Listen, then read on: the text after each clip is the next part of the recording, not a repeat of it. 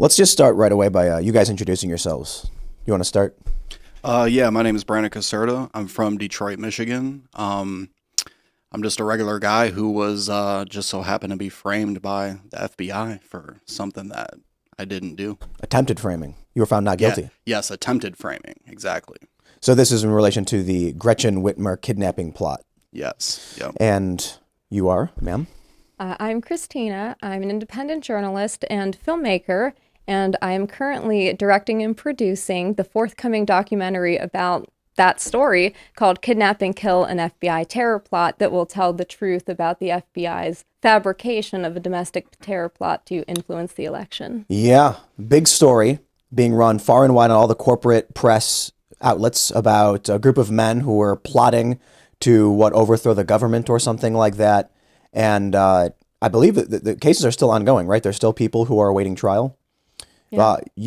Brandon, you were found you were acquitted, as Yes. well as another individual. But let's start from the beginning. I mean, how does an FBI hoax terror plot begin? How do you get involved in it? Where are we at? Yeah, so, it's kind of interesting because during 2020, we had all those riots and the lockdowns happen. This was something that we haven't really seen happen before, and it was pretty crazy. It was a crazy time. And, people like me were concerned. I train with firearms. I really care about the Second Amendment. And, I'm critical of the government, and I understand, my philosophy and how to express that. And so I was looking for kind of like-minded people to essentially be able to protect ourselves in case a real tyranny came down. And from my experience, I found these groups that would have private property to train on, and you would go and train. So it's just a regular thing, right? People are talking about what they believe in and training with firearms, but little do you know that all the people who are training everyone are feds, right? How many of them were feds? Well, in just our case, the federal case, the 6 guys that went to the first trial, there was at least 12 informants there, and then 3 undercover feds. So, wait, how many people total? You've got 6. Well, 6 were charged federally, and then for those 6 15 people, were feds.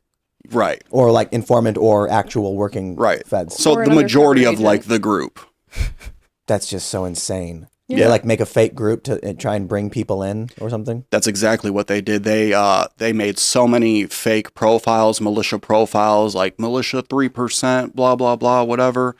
And they draw people in and try to organize people from other states and say, hey, we got this property, come train on it, and hey, we got food. It's like a family atmosphere. It's really nothing wrong, so people show up. So this, there's all of these people who are being charged. Do you know all of them? No, they were acquaintances of mine. I really got closer to them when I was in jail, awaiting trial than how well I knew them prior to that. You were in for, what was it, 18 months? Yes, 18 months. On fake charges. They made this up. Yes, 100% made up. That's insane. Well, let's start from the beginning. I have 1,000,001 questions, but let's start with the charges and they arrest you and all that stuff. Like, what happens? Yeah, so how I got arrested was I was literally at work. I ordered lunch from the same place. So I order, my avocado burger with jalapeno and onion on it. And, I'm waiting to go get that. And my supervisor comes up to me. He's like, hey, like the plant manager or whatever wants to talk to you. And I'm assuming that he left already, but I guess not, right? So what happened with that is the FBI showed up, essentially told my supervisor, hey, you got to get him and draw him over here. So he's like, doesn't know what's going on. He's like, oh crap. Like, okay. So he tells me to go in this room.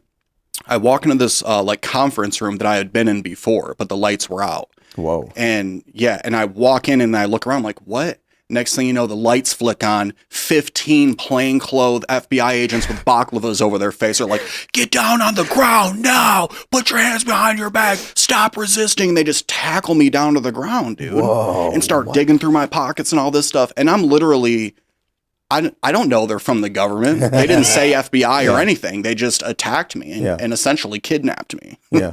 you know? So when do you find out in this case that they're feds, you're being charged, they're coming after you? So what happened after that is they put me in chains and they walked me up to this very tall, slender man in a black suit with slicked back black hair. And they said, "Is this the guy?" And he said, "What's your name?" I said, "Brandon." He said, "That's him. Put him in the back." And I'm like, okay. So they throw me in the back, and I realize these guys have these earpieces on and stuff like that. I'm like, oh, okay, these are feds. Yeah. They're still not telling me anything, you know? Did you have an inkling? Like, Yeah, because they really wanted my phone. They really wanted to look at my car and stuff. So I just told them I don't consent to any of this. You know, I don't consent, blah, blah, blah. That's really all I could do. They had me. And then I didn't find out what the charges were exactly until we pulled up to the police station. I was like, oh, okay. You know. Did you have any idea that anything like this could happen? No. The entire time, look, I'm a smart guy. If I'm engaging in certain behaviors, I'm going to understand whether or not I could probably get in trouble for it. You know, not one time did I ever think that I could get arrested or in trouble for just expressing my beliefs. Me and my buddies wrote a sketch. We never did it. Wrote it years ago. And it goes like this. There's two cops in a van with surveillance equipment, and they're holding the earpiece to their right ear. And then you hear a guy saying something like, "All right, get in the van, load the equipment, take it to the bridge. We're going to take all these people down." And they're going like, "Oh man, this is getting crazy." And then one guy's like, Those are the victims. You sure about this?" "Yep, that's the target. Go now." And they're like, "We got to go in and stop these guys." And the cops run out of the van, run to the house, kick the door in, and there's three fat dudes playing Grand Theft Auto. And they're like, Yeah. Because, you know, the general idea is, it's funny because me and my friends were talking about something like this years ago. This is basically what they do. My understanding in your case is they start asking you things. They start sparking up conversations and asking how you feel about things so that you can say something that's not illegal in any way, but they can misconstrue to a jury to make it seem like you had malintent. Yes, exactly. That's exactly what they did. And specifically, they it's like a theatrical thing. Like they record you training in certain instances, and then they pick certain angles of you, like with your firearm, and it makes it look more evil than what's actually happening. And they put these characters together, but they pick their main guys. And usually that person is someone who's kind of like down and out. You know, they might not be the most intelligent person. Yep. And they choose them and try to like groom them and coax them to say the most ridiculous things and put them in a leadership position and say, "Hey, you're the leader of Michigan, blah, blah, blah, whatever." Like Adam. Yeah. We had talked to the guys from, you know, Paradise Lost. Are you familiar with that? No. The Satanic Panic story from the 90s. Oh, the yeah. 80s, 90s. Early 90s, I think. It's been a while. It's been a month or so since we had him. But this is the general story. The cops find a guy who's not too bright, interrogate him to the point where he breaks down and just says anything. And then they say, "Now implicate these guys." And he does. And they go, "We got him." Yes. Yeah. I was reading one quote in particular. It's like the notable quote, I suppose, where they claimed you said something to the effect of, "If it all goes down, I'm going to be armed and I'm going to take action," or something to that effect. Mm-hmm. Mm-hmm. Yeah. Can you speak to that? I mean, what is that about? Is this you saying like, "I'm ready for war," or is it you in a hypothetical scenario where they're telling you you're being attacked? Like, what is this? Yeah, that's exactly what it is. So what had happened was I was pretty angry that, you know, 2 weeks prior to me actually getting arrested, I kept getting harassed by police. Like they were making up reasons to pull me over, you know, and they pulled me over and for just like a bullcrap reason, you know, and at the time it's like I'm trying to pay my bills and stuff, so now I gotta like owe like $200-300 for this ticket. So I'm very frustrated. And in my philosophy, you know, if you were to engage in the same behaviors that police do on the road, like why don't you go ahead and try to pull someone over and start rummaging through their stuff and then charge them a bunch of money and see how that goes? They're gonna think you're trying to rob them, right? So You are trying to rob them. right. So, you know, after getting robbed, I was like, you know, frustrated. And I was saying like, look, people that engage in this behavior, this is theft. This is robbery. And look, if this all goes down, I'm going to defend myself. You know what I'm saying? If tyranny happens, I'm going to defend myself with my firearms, and I'm not going to allow anyone to take my rights. So, man, I'm losing my voice now. All of a sudden, just out of nowhere. But we'll try to get through it. You get acquitted, and I want to start there, and then we'll go back and talk a lot more about the trial. But what was that like? I mean, the jury heard the story, and it just was not credible. The evidence didn't back it up. What was the jury like, and how did they ultimately decide you didn't do anything wrong? Yeah, so this jury was very interesting because the entire time, you're trying to gauge expressions of these individuals, and you're trying to figure out, like, when something is said, what was their reaction to it, or if they're on your side. And they were pretty stone-faced. They were pretty good at not showing expression. And I think my attorney, Mike Hills, did a very great job of, showing the truth and showing that, look, my client never agreed to do anything. Whether or not you agree or disagree with my client's statements about police or about the government, frankly, he said, I don't agree with them. But that has nothing to do with the charge. He's being charged for conspiring to kidnap the governor, right? And he says nothing about her. He doesn't go to her house. He doesn't, say, let's get her. He never agrees with anyone to do anything like that. You just have him saying offensive statements and then have him running through a shoot house with a short barrel rifle and then say, well, you should convict this guy because he doesn't like the police. How long was the trial? It was a month. And then I think it was really big news when this came out, because we started getting more and more details that this plot seemed entirely fabricated. Then your acquittal, and I believe Daniel Harris was also acquitted. Was that similar in his case? I don't know if you know or Christina. It was similar, yeah. Yeah. Daniel didn't agree to kidnap either. In fact, he'd said statements to the contrary, right? He had said things like, we're not black bagging politicians and stuff like that. So he had said the opposite. There was no agreement on his part for any kind of kidnapping. And with Brandon, one of the other things that happened is they early on pressured Ty Garbin to take a plea deal. And that was right after you guys got arrested. You guys got arrested October 2020. I think January 2021, he took a plea deal, and his right before lawyer, the election. Yeah, yes. His lawyer used to work for the FBI, so that's kind of interesting also. But once they had, they had to have somebody to say that there was a conspiracy, because they couldn't prove it on their own. There's no evidence. There's nothing of these guys on audio, of the thousands of hours of video audio they have of anybody conspiring to kidnap anybody. And then you need to show a criminal enterprise. If you're saying people are conspiring to carry out this act, show acts in furtherance of that conspiracy. Show where they're stockpiling ammunition or making large purchases for firearms or whatever. They don't have that. So they have to have somebody take a plea deal and say, yes, this happened. And they pressured another guy, Caleb Franks, into taking a plea right before you guys went to trial, a month before, and he'd been fighting it prior to that. But once they have people taking plea deals, they had these guys up on the stand, and they said that you were there one day where you were actually at work, and your lawyer was able to show that. They said that there was this secret meeting that at one of these government-sponsored field training exercises, or FTXs, that they said that a group of them went off somewhere separate from everybody else to have this private conversation, where there just so happened to be no informant there that could record it, where everything else is being recorded by 5 or 6 different people. So we just have to take these 2 guys' word for it that took the plea deal. This conversation happened. He says Brandon's there. He's nodding in agreement. Brandon's at work that day. And you were able to prove this? His yeah, lawyer absolutely. did. Wow. Yeah, he pulled up my work record and everything and said, wait a second, this day he was at work right there. So how could he be at this meeting? They're lying.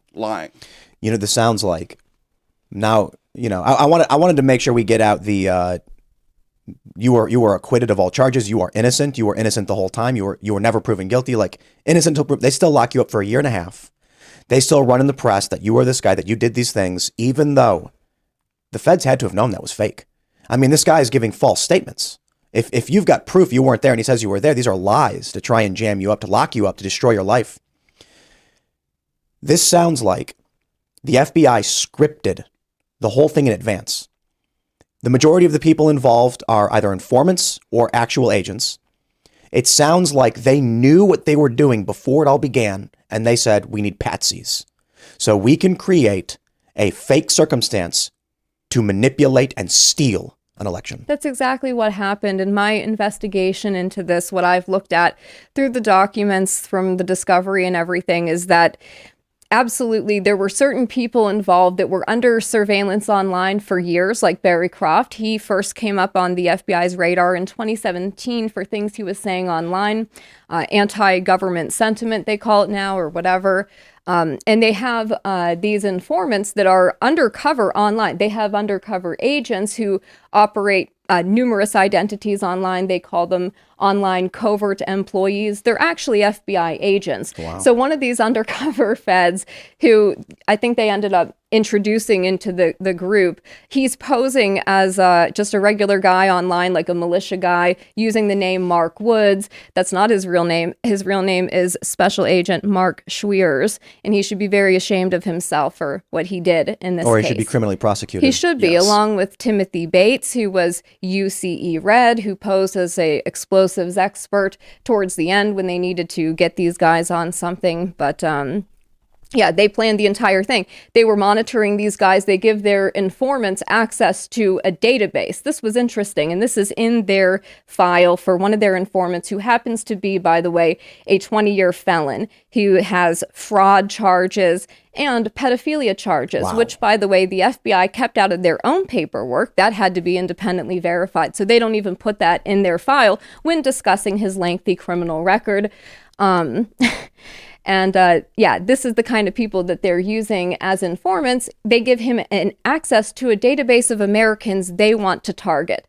So we have to ask the question, why does the FBI have a database of Americans they want to target? What's the criteria for being put in that database? Is it being run through social media? Is that why they have all of these agents undercover there? The FBI created pro 2A groups, like pages for militias that didn't exist, and they scripted the whole thing. Yeah.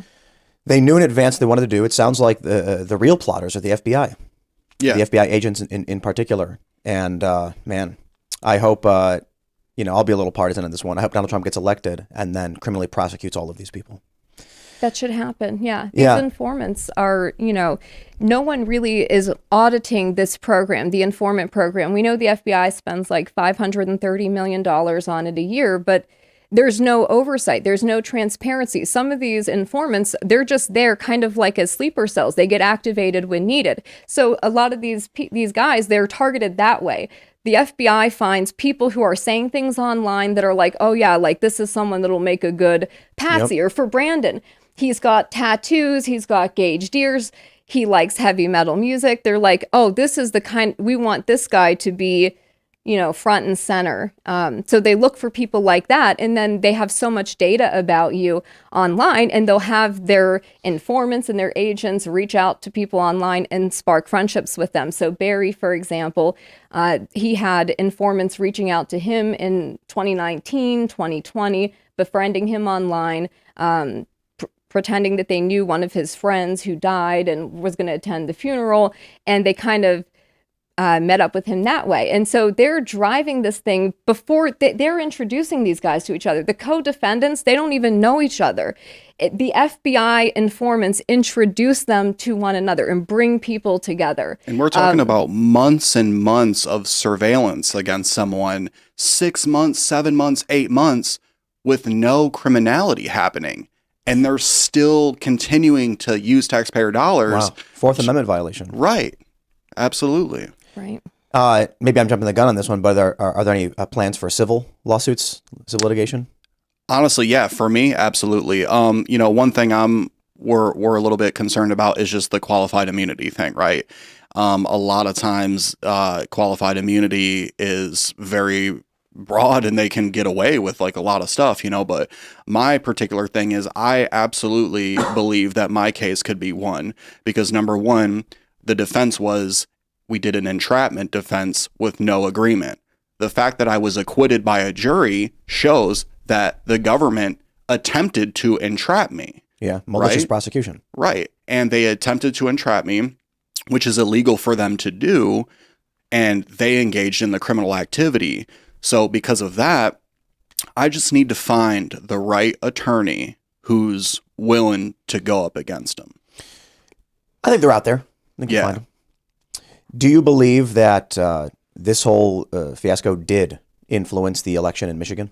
100%, absolutely, because it gained sympathy for Gretchen Whitmer as well because of the hard tyranny that she brought down on Michigan with all these super strict lockdowns. You couldn't buy seeds, you couldn't go gardening. You know what I mean? She arrested that barber, or a barber got shut down or something like that. Yeah, the barber, you couldn't get your hair cut, all that stuff, and people were the people of Michigan, are not. They may be a little bit, they're lefty like some of those cities like Detroit and stuff, but the majority of Michigan is not down with lockdowns and stuff like that. So, in the jab or whatever. But yeah, people were angry about that, and it was a good way to influence the election. They arrested us in October, an October surprise. Yep. FBI has been known to do that, and it gained sympathy for her and said, oh, look, I'm a victim. These dangerous, white supremacist militia guys were trying to, attack me and put me in jail and all this stuff. Feel sorry for me. I think things are going to get bad. I've talked about it quite a bit. I think we're watching it. And your story is a component in what I often talk about, a looming civil war or something like that. I just recently talked about this because with the arrest of Donald Trump, we are in, once again, uncharted territory. But I say once again because it keeps happening. And so we're at the point where the sitting president's administration has arrested their main political rival. Never before in American history, but something we see in banana republics, something we see in pre-revolution or pre-Civil War. And so I put a segment together where I went back to 2017, an article in the New Yorker that said, are we headed towards a civil war? And this is because of Charlottesville. They talked to a national security expert who said he believed there was I think he said 60 some odd % chance that in the next 10 years there will be a civil war in this country. And the writer, and this is New York, this is a liberal publication, said that she spoke with several, I believe it was a woman, spoke with several national security experts who put the range between 5 and 95% likelihood based on what we were seeing in the United States at the time in 2017 and what they had seen around the world. The similarities were so shocking that the consensus among the experts was around a 35% chance in the next 10 years, and this is from 2017, that there would be some kind of civil war in the United States. The way I often frame it is, if I went back to you in 2017 and told you that a man with a communist Black Lives Matter tattoo on his neck would put 2 bullets in the chest of a conservative in the middle of the streets in Portland, you wouldn't believe me. You'd say, oh, what? That sounds crazy. If I would have said that the media would run numerous reports about a group of men, militiamen, who are trying to kidnap a governor to overthrow the government, you would say that would never happen. If I then went out and said, it turns out the story was a hoax fabricated by the feds to manipulate an election, you'd start laughing your ass off saying, now you've gone nuts. If I would have said on January 6th, hundreds of Trump supporters would fight with cops in the front of the Capitol and storm their way in the building, while several hundred others made their way, unknowingly through the back, and they called this an insurrection, you start laughing and saying, bro, you should write a movie. It's not possible. Every time something happens, I'll often say, it's escalated. Things seem to be getting worse. I want to just clarify real quick. I don't think it's apocalyptic. I just think we are going to have this tumultuous period, which I believe ultimately things are going to improve. And I think they are improving. But it's fascinating to me that, I go back to 2017. I make a video about this. I'm talking because of what happened in Charlottesville. And everyone I know, left and right, say, you're crazy. This is a clickbait article. The New Yorker is just putting out clickbait because it's shock content. It's going to make them money. And I said that I think the political conflict we are seeing between these factions in the streets is going to escalate. Antifa and BLM will go out and fight. Conservative groups, Proud Boys, Patriot Prayer, whatever it's going to be, are going to fight back. Democrats are then going to step up and say, hey, this is an opportunity for me to promote my political campaign, utilizing this shock content, which will then spread the ideology and the division, and it will ultimately reach higher and higher levels of government. I said that to a group of people 2017, 2018, 2019. And they kept telling me I was crazy and I was wrong because the government would never allow something like this to happen.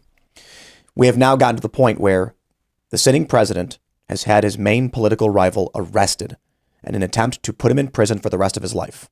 Clearly political. The Hillary Clinton camp smashed phones and destroyed public records, smashed phones with hammers, used open source purging software to wipe public records, all criminal.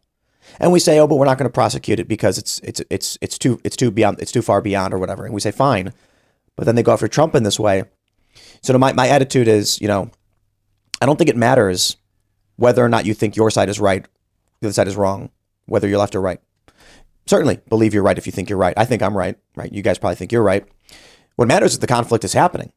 And so the reason I bring this up is in your case, as I mentioned, if in 2017 you were to go to someone and say, October 2020, the feds will announce a militia was plotting a conspiracy to kidnap a governor. Several of these men will be arrested and charged. 2 will plead guilty. You'd laugh your ass off and say, shut up. You're crazy. Right. We're 3 years beyond this. Yeah. 3 years beyond this. Of course, you were acquitted. It was a hoax. The fact that the initial story was men try to kidnap governor or plot was shocking enough. I think it's 10 times as shocking now that FBI stages hoax to manipulate election. It's one thing if a group of random guys get together and come up with a crazy idea. And we say, yeah, they're crazy people. Out of 330 million people, you're going to find some crazies. But then when you find out federal law enforcement actually did, provably true, our elections intentionally. Now we're talking about the highest levels of government engaging in active conflict against the American people. Yes. Yeah. That's just how I see it. That's exactly right. Scary times. You can look throughout the text messages of the agents and their informants where they are saying, like, they're telling people we want to maximize attendance at this event, try to invite this person and that person. So some of the things that they've tried to use to say that this was a real plot, this actually happened, is they talk about the recon of her vacation cottage. They say, oh, these guys went and they drove past her vacation cottage because they actually wanted to do something. They were planning something. Well, you can look in the discovery and look at the text messages. The FBI agent has planned the first ride along. He's saying, invite this person, try to invite that person, do this and that. In the vehicles, it's FBI paid for vehicles.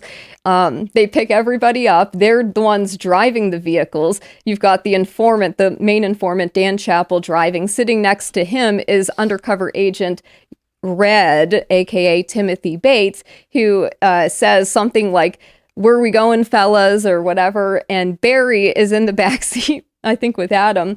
And Barry says destination unknown. He doesn't know where they're going. Wow. But this is how they plan these ride-alongs. So Barry was invited to the night recon or ride-along to her vacation cottage.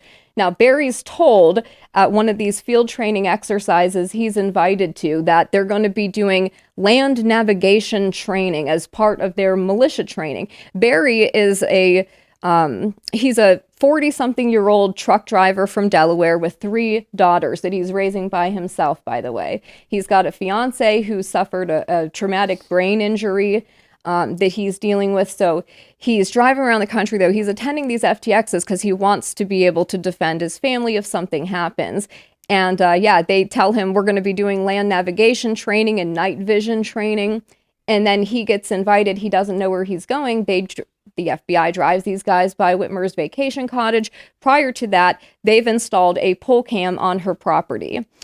A pole cam has the night vision video, because they want to be able to pick up this vehicle driving down, because they wanted to show this to the jury to say, look, they were casing the place. Well, actually, they really wanted to do it. Actually, real quick, that night that they went on that, they never went by her house. They didn't even go by her Really? house. Yes, because the leaders of the group, right, they never had the address. You know who did have the address? The feds did. And guess what? Jason Chambers said, oh, they don't got the address, sent the main informant who was driving the address. Guess what? it was one number off. It No was the way. wrong address. He messed up. So they drove around aimlessly, never even going to her house at This is all. crazy stuff. I know, and I hate to laugh about it, but it's so ludicrous. It is so theatrical and over the top the way that they're doing this stuff. They are scripting a movie. The FBI is literally plotting this out like they're writing a narrative. And they'll cherry pick things to put it together to try to make this over the top thing like, oh yeah, these guys were really going to do something. So they were able to make a reconstruction of that video, by the way, which means the FBI just created like a theatrical video and they let them play that to a jury. Wow. Something And that never happened. It never happened. Not only did the first ride along, they didn't even really go in the right place, even though the FBI was the ones driving the vehicle. They do these reconstruction videos and play it to a jury to influence and bias them. We know also that In your jury trial, they did. What? They showed the fake video they made. Yeah. Yeah, absolutely. They showed that. They said this is what they were going to do and how they were going to do it. They had said, Mr. Caserta right here was, an enforcer, right? Like I was going to be like in the vehicle. And when you go on the trial, the defense attorneys are cross-examining these witnesses, and they're like, okay, so they were going to go here and then what, get a boat and put her on a boat? And then who's going to drive that boat? And then wait, so that doesn't make sense. So you would need a 2-boat system, right?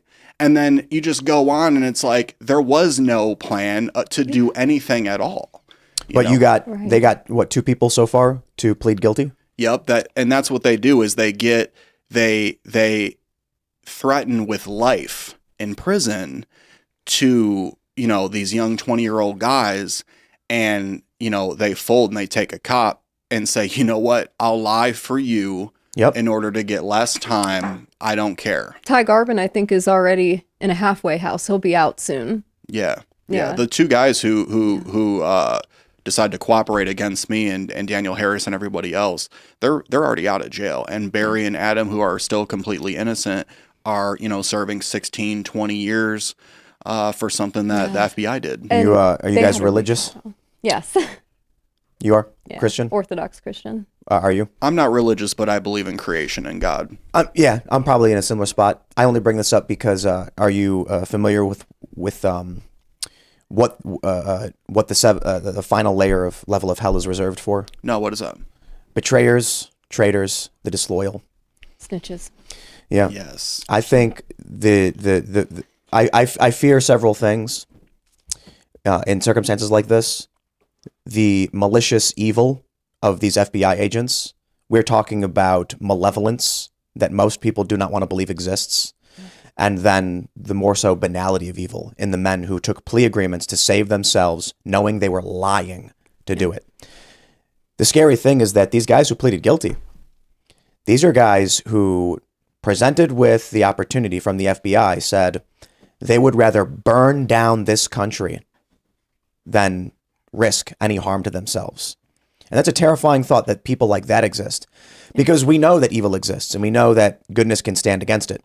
We know there's a possibility that if we do this right, and come 2024, maybe not Donald Trump, but if we do get real and effective leaders, we might see justice brought to these malevolently evil FBI agents. But when you realize that so many of the people in this world are like those who pleaded guilty and then lied to try and destroy your life, there's a lot of complacence. How about they get promoted? These agents get promoted and rewarded for this stuff. And I think that people see that, it's crazy. So you mentioned they're malevolent, they're malicious, these agents. I don't think people really understand that. I want to talk about Richard Trask. Richard Trask was the Bureau's public face for this case. He was the guy that wrote your criminal complaint. He signed off on it. He was at your preliminary hearing, right? Yep. Testified. He was their star agent, right? This man is disgusting. He attends a swingers party in Kalamazoo with his wife. And when they get home, there's an argument about the party, and he tries to kill her. Whoa. You can see the body cam footage. I encourage everybody to watch it. Richard J. Trask, look at his arrest footage. He tries to kill his wife. He bashes her head against the nightstand numerous times. He gets on top of her and he tries to strangle her. There's blood all over the sheets. It's on the body cam footage. You can see it. The police are saying to each other, like, this guy's counterterrorism. He's probably armed. He knows law enforcement tactics. So they're scared. Whoa. The police are saying, don't turn off any of your cameras or your recordings. He fled the scene intoxicated in her vehicle, by the way. So they're calling him. This is before or after? This is after we're already in jail. I'm already in jail. He's in jail. And this is while this guy's trying this case. He just like testified at your preliminary hearing. None of you guys committed any act of violence. They say you conspired to. This is a man, and there's a correlation with domestic violence and law enforcement. There seems to be something there. So Richard Trask, this federal agent, tries to murder his wife, flees the scene intoxicated in her vehicle, and then the police call him and they negotiate him to turn himself in. They meet him at a parking lot. He's in his underpants. He's got blood on his face, blood on his chest, and they open the door and they say, like, you need to get out of the vehicle. He goes, what's this about? Wow. He's covered in blood, acts like he doesn't know what's going on. By the way, he went to court. He went to court after that. He still has his guns. He still has his firearms. He's not in the FBI. The FBI fired him. But yeah, they didn't try to hit him. He didn't. Did this play a role in your trial? Well, it did, but it didn't, right? I think there were some articles that came out from BuzzFeed about it, so it helped as far as... I remember this. But the jury didn't get to hear about it. That's what makes me angry about it. The jury didn't get to hear about it, but for me, like, spiritually, right, when we're talking about God and we're talking about spirituality and stuff, it was a sign of hope to me. It's like, I knew these guys were like that, and if they're doing shit like this and getting caught up, the truth is going to come out and they're going to get exposed. Oh yeah. It is crazy to me, to think about this stuff. We don't need conflict. We don't want conflict. We don't want violence. Right. All that needed to happen in this case was for these two guys who pleaded guilty. They needed to say, I will not violate my integrity, my honor by lying for you to hurt someone else. And I guess I don't know for sure, but I'll ask you, would the feds have had any case at all if these two guys did not plead? No. None. And so it's only because these two cowards were willing to lie for the feds to save their own asses that we've come this far. Yeah.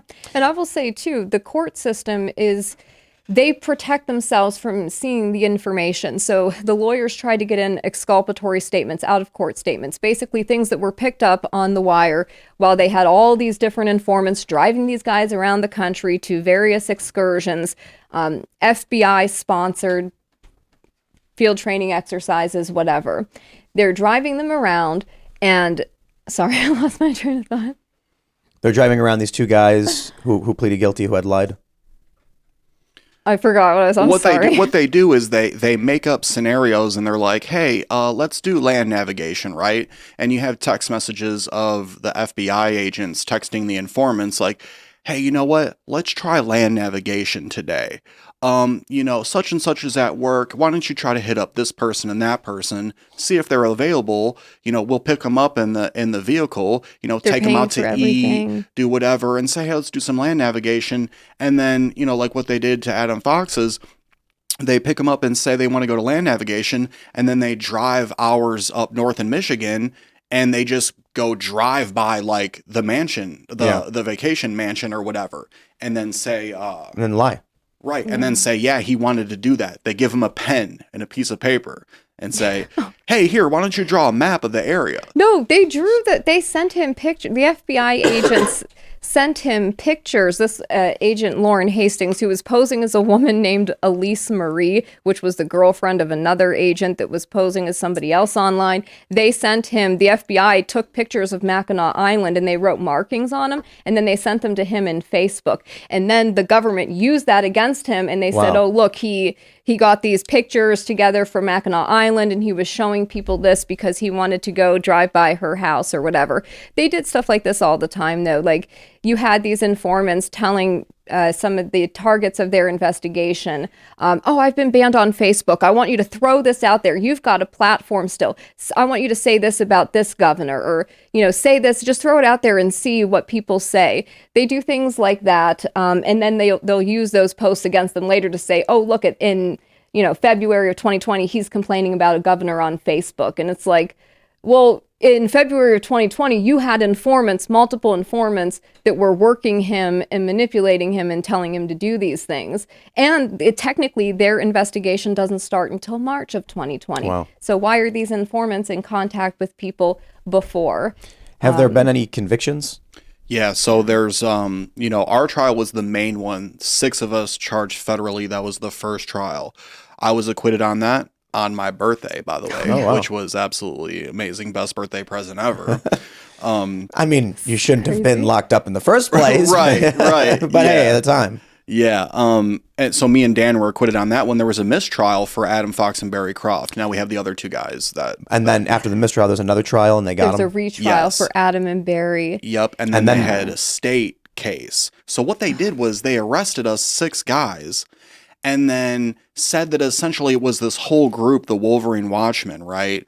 And then we were like the leaders and the enforcers. So then, but how they criminally prosecute is something I've never really seen before, because they take one group because they know they don't have a case, right? They got to separate it. So they get one federal case, and then they separate, 2 other state cases. And so far, the 3 other guys in the state cases, they all got convicted. Yes. What happened with that? Wasn't it that certain evidence wasn't allowed to be admitted? They were charged with providing material support for terrorism, which was like they let somebody use their property for training, or they taught somebody how to tie a tourniquet or whatever. And they're now saying that's like aiding and abetting a terrorist. So what Michigan has very unique anti-terrorism laws that were passed in 2002 in the wake of 9/11 that have enhancements for like aiding and abetting. So if you were like an American citizen and you were like assisting Al-Qaeda, and then an Al-Qaeda terrorist committed an act of terrorism, they're basically saying if you aided and abetted them, you can be charged with the same thing and you'd be punished to the same extent as them. So they had this aiding and abetting thing for that they used on these guys for providing material support. They said they were aiding and abetting And then T case. as soon as they get the plea agreements, they now have the legal standard of this proves it. Yeah. Therefore, anybody who gave them anything, that proves that. I remembered what I was trying to say. It's complex, I'm sorry. And it's kind of goofy the way he said they had this thing and then they broke it up. So they broke it up into the federal case and then the 2 state cases. They needed the guys in the federal case, those 2 that took the plea deal, to take the plea deal because they needed those convictions so that in the state cases, you can't provide material support for a T Act if it didn't happen and there is no conspiracy. So to get those guys in the state cases, they first had to get you all in the federal case, or at least get somebody to take a plea deal and say there was a conspiracy, and then they can get them for providing material support for that. Yeah. And the providing material support, what they were claiming it was, Second Amendment protected activity, right? So like you got a group of dudes that like shooting guns and you say, hey, why don't you come over my property? We'll shoot a little bit. And then if those guys, 6 months later get arrested by the FBI, say, well, you were providing material support for these guys. You let them on your property. You shot guns with them. Yep. You helped them successfully try to implement this plot. They said they were running a terrorist training camp. Right. And it's like, wait, you mean the FBI was? Like these are the FBI sponsored field training exercises. The FBI is running the militia group. The Wolverine Watchmen group that he's talking about. They're a small militia group in Michigan, mostly online. It had like 15 members or something. It's founded in 2019 by 2 guys, Joe Morrison and Pete Musico. And the FBI takes over almost immediately. Their informant becomes a second in command. And then they say all these other guys that were not members of this militia group that just kind of knew these guys. They said that they were members and they put together this map with like 45 people and they tried to say it was a gang. That's the other thing. They have had gang charges for some of the guys that provided material support, the state case. They've given them gang charges. So they're now trying to basically say militias are violent gangs because law enforcement can create task forces to go after gangs, and they can work with the feds for that. So I thought that was a very interesting aspect of this. They want to talk about providing material support, right? But what did the feds do? The entire time, the feds are giving their informants these gigantic credit cards and telling everyone, hey, why don't you go buy a 50 cal rifle? Or, hey, why don't you go buy like a bunch of ammunition and a bunch of gear? And people are like, no, I'm good. I'll just use my own money. Yeah. So no one ever even took the bait on that. Okay. Yeah. The credit cards was for a charity that the informant that was a pedo was running called Race to Unite Races. And he had these credit cards. They were like $5,000 credit cards, or that's what these guys were being told. And they were kind of shoving that towards them at the end because they wanted to wrap this up before the election, but nobody had done anything. And in their text messages, the FBI agents are saying to each other and the informants in like May of 2020, these guys have no plan. They're wasting my time. In September of 2020, the FBI admits that there's no plan, and that's why they have to introduce the undercover agent Red to pose as an explosives expert to try to get these guys to put down a down payment for like a C4 or something, some kind of explosive that could take out a bridge or whatever. Nobody gave this guy money for the explosives, but this is like what they're doing, the FBI, to try to fabricate this and make it look like there was something so they could arrest these guys right before the election. Wow. I wonder, I can only assume, more things like this are still happening. Yeah. So what's weird is it seems like this case springs out of like a bigger operation that it looks like the FBI was involved in going back to 2018 and 19, where it seemed like they were interested in infiltrating the Midwest militia movement. They created a fake militia group called the Midwest Coalition through one of their informants. The informants in this case, a lot of them were posing as heads of the state chapters of a fake militia group that the FBI completely fabricated called the Patriot 3 Percenters. It didn't exist. Steve Robeson, an informant, was posing as the head of the Wisconsin chapter. Jenny Plunk, another informant, was posing as the head of the Tennessee chapter. They inducted Adam Fox, who the government called the ringleader of this, the homeless man living in the basement of the vac shack that had no running water. They inducted him to make him the head of the Michigan chapter of, again, a fake militia group. So, man, thinking about all this, plus, we're now entering this new election cycle. Things starting to ramp up already. My concern is where this country goes. If we've seen that there are criminal elements of the federal government that are never held accountable, are willing to engage in the most vile and maliciously evil behavior to win power, I can only imagine what's going to happen 2024 with the depravity of these individuals. And there's a lot of concerns about the 2020 election. Donald Trump obviously says that it was stolen from him and all those things. What I see there is the manipulation of state-level government for things like universal mail-in voting. But what we see with this story, with your story, is direct. I'll put it this way: I don't think they care if you got convicted or not. I really don't think so. I don't think they care if any of them did. They did need at least one plea agreement, one, so they can start the whole thing. But I think the only thing they really cared about was getting the October surprise. After that, operation complete. Right. How well did the PSYOP work? I'd imagine as soon as they got the AP to report the arrest, they popped the champagne, dropped a mission accomplished, and said, all right. Well, they did too, because one of the lead FBI guys for the Detroit field office, Stephen Duantano, he was immediately promoted to the Washington D.C. field office, he wound up overseeing the January 6th stuff, and he oversaw my case and situation. I have to talk about that real quick, if you don't mind. So one of the aspects of his case is that during the lockdowns in 2020, there were anti-lockdown rallies in Lansing, in Michigan, and it was everybody showed up for this, left, right, whatever. People didn't want the state locked down; they wanted to make money, so they showed up to this protest.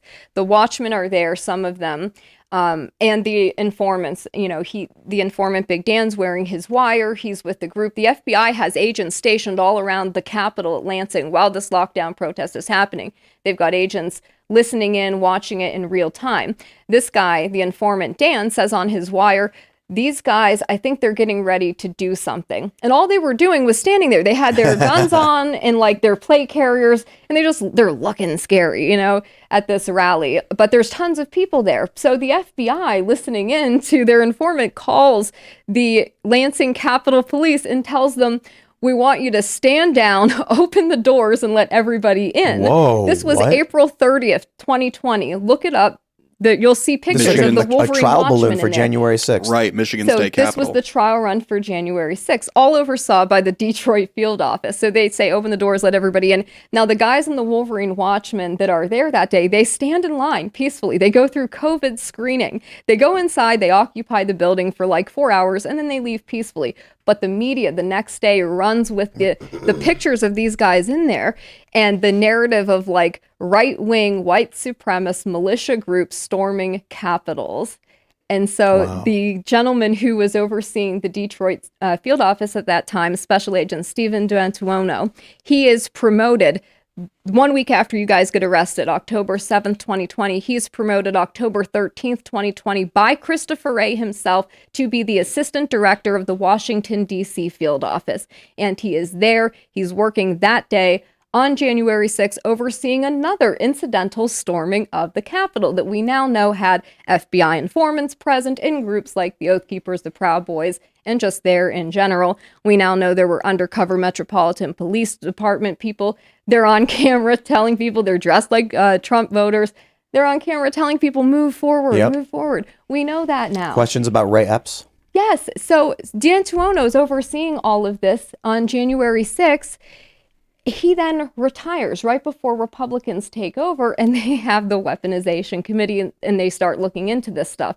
Conveniently, D'Antuono's retired. He now works for a consulting firm, but he's now being celebrated by Republicans because he said the obvious about the Mar-a-Lago raid. He said it was politically motivated. Well, sir, what has everything you've done the past 5 years been politically motivated? Yeah, maybe he's hedging his bets in case Donald Trump gets elected. I think that's exactly what he's doing. And the Republicans on the weaponization committee, they had this guy there. They got him to answer questions about the pipe bomber on January 6th in the Mar-a-Lago raid. They don't ask him anything about anything else related to January 6th. They don't ask him about the Whitmer case. It's amazing to me. So I would suggest they need to bring him back in and ask him questions. Maybe we're just looking at a whole lot of controlled opposition. Yeah, exactly. Another interesting aspect of this is one of the lead handling agents on the case, Heinrich Impala. He was accused of perjury by a U.S. attorney, a former attorney, Brian P. Lennon, in committing perjury in a prior case involving informants. He was basically accused of gross misconduct by a U.S. attorney who, for whatever reason, felt like his conduct was bad enough that he needed to alert D'Antuono in February of 2020, warning, saying this agent needs to be, he recommended he be turned over to the FBI's OPR, Internal Affairs Division, for an investigation. He sends that letter to D'Antuono and to Stuart Platt, the assistant director of the FBI, warning them about this agent. This is February 2020. 1 month later, he's a lead handling agent in the Whitmer case. So it's like he also got promoted. They were warned about him. They knew. As far as I know, there's been no investigation into that. It's amazing. Nope. They're now criminally charging the former president federally. They indicted him in New York. They indicted him in federal court in Miami, arrested and arraigned, and now Georgia's planning to do the same thing. It feels like this country is on the verge of imploding. It feels like they want that to happen, though. I think they're trying to instigate that. Yeah, and if we remember back then, too, they tried to say that we were Trump's henchmen at first. They were trying to say that we were working for Trump and Trump hired us to go get Gretchen, because if we remember back then, Trump and Gretchen had that beef where, Trump was calling her out or not giving her enough money or something like that.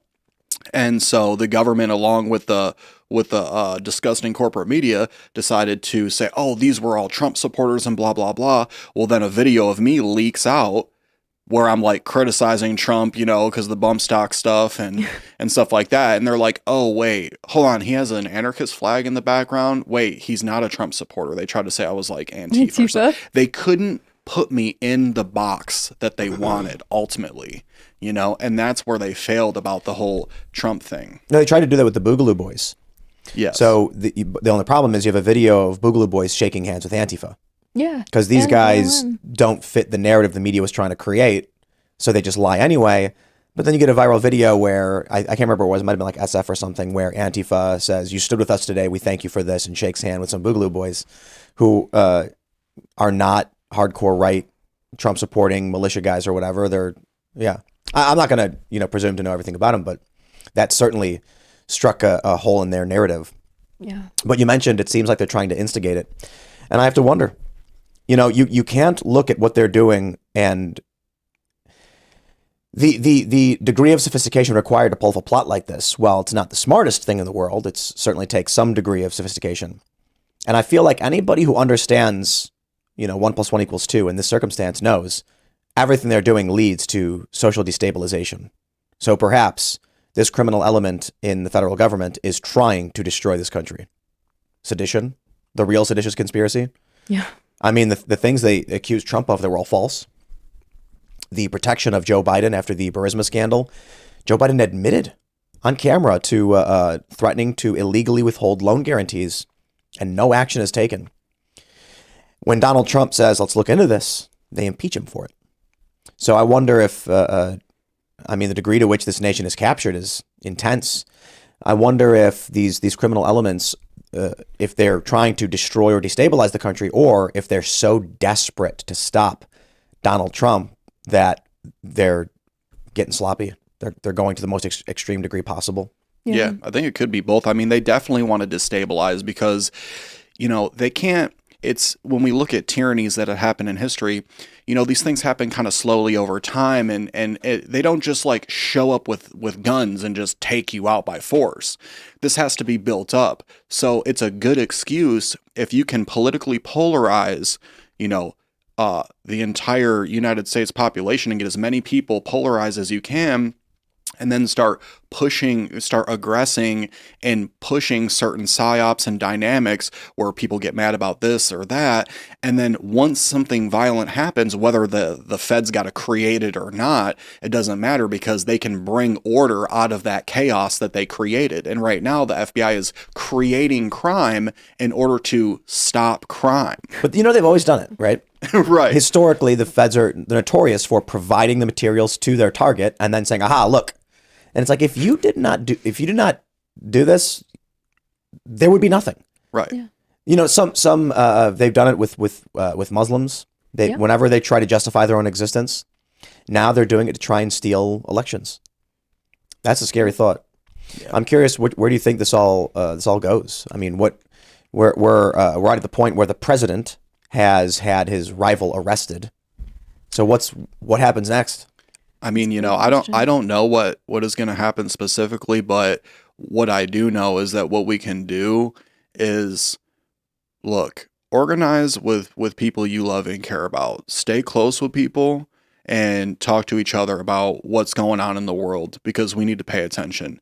Have some storageable food, get some training with firearms, have some backup water filtration systems, and prepare yourself just in case something happens, because you want to put yourself in a position where you're able to sustain yourself for a long period of time without relying on the state for that. And then you want to have a community of like-minded people who understand morality, who understand principles, who understand rights, so that you guys can work together to protect yourselves. Because, whether the government's coming down on you or not, if a situation like this happens and whether the dollar collapses or whatever it may be, there's going to be people out there that didn't prepare like you did, and they're going to want to take what you got. Yep. There's the What is the saying? The people who are stockpiling but are unarmed are just storing food for those that are. Exactly. Yep. Yeah, we talk about what you should do in the event of a catastrophe and things like this. I feel like with everything we've seen with Bud Light, the people are waking up. They're starting to realize the media has been lying to them more and more and more. They're starting to feel more and more comfortable.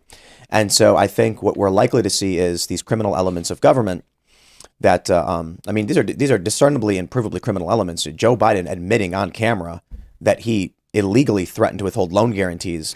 I mean, more and more information is coming out. So clearly criminal elements, plus the Hunter Biden stuff, come on. But the more I see here, I think they're losing. I think the things they do with you and others are acts of pure desperation in an attempt to, it's the death throes. It is when someone is drowning, they start splashing around violently and crazily. And I think that's what we're seeing. My prediction is, well, a lot of people are predicting very, very dark and catastrophic days in the next year or so.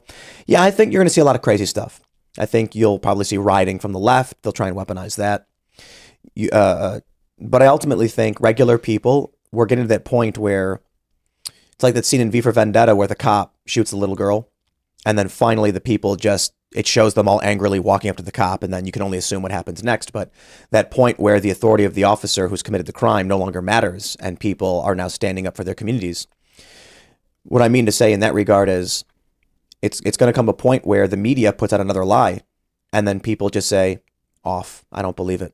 Right. They're going to try and sway people, manipulate people, and people are not going to be buying into it. They're going to say, I don't want to be involved in that. I think it really might come down to Bud Light as this major catalyst. It's funny how we can go from like the FBI hoax terror plot to people don't want to buy beer. But the not wanting to buy beer thing is significant because what it shows is that people may actually be more scared to be the person buying the beer than to be the person boycotting it. And when that cultural shift happens, the machine has collapsed.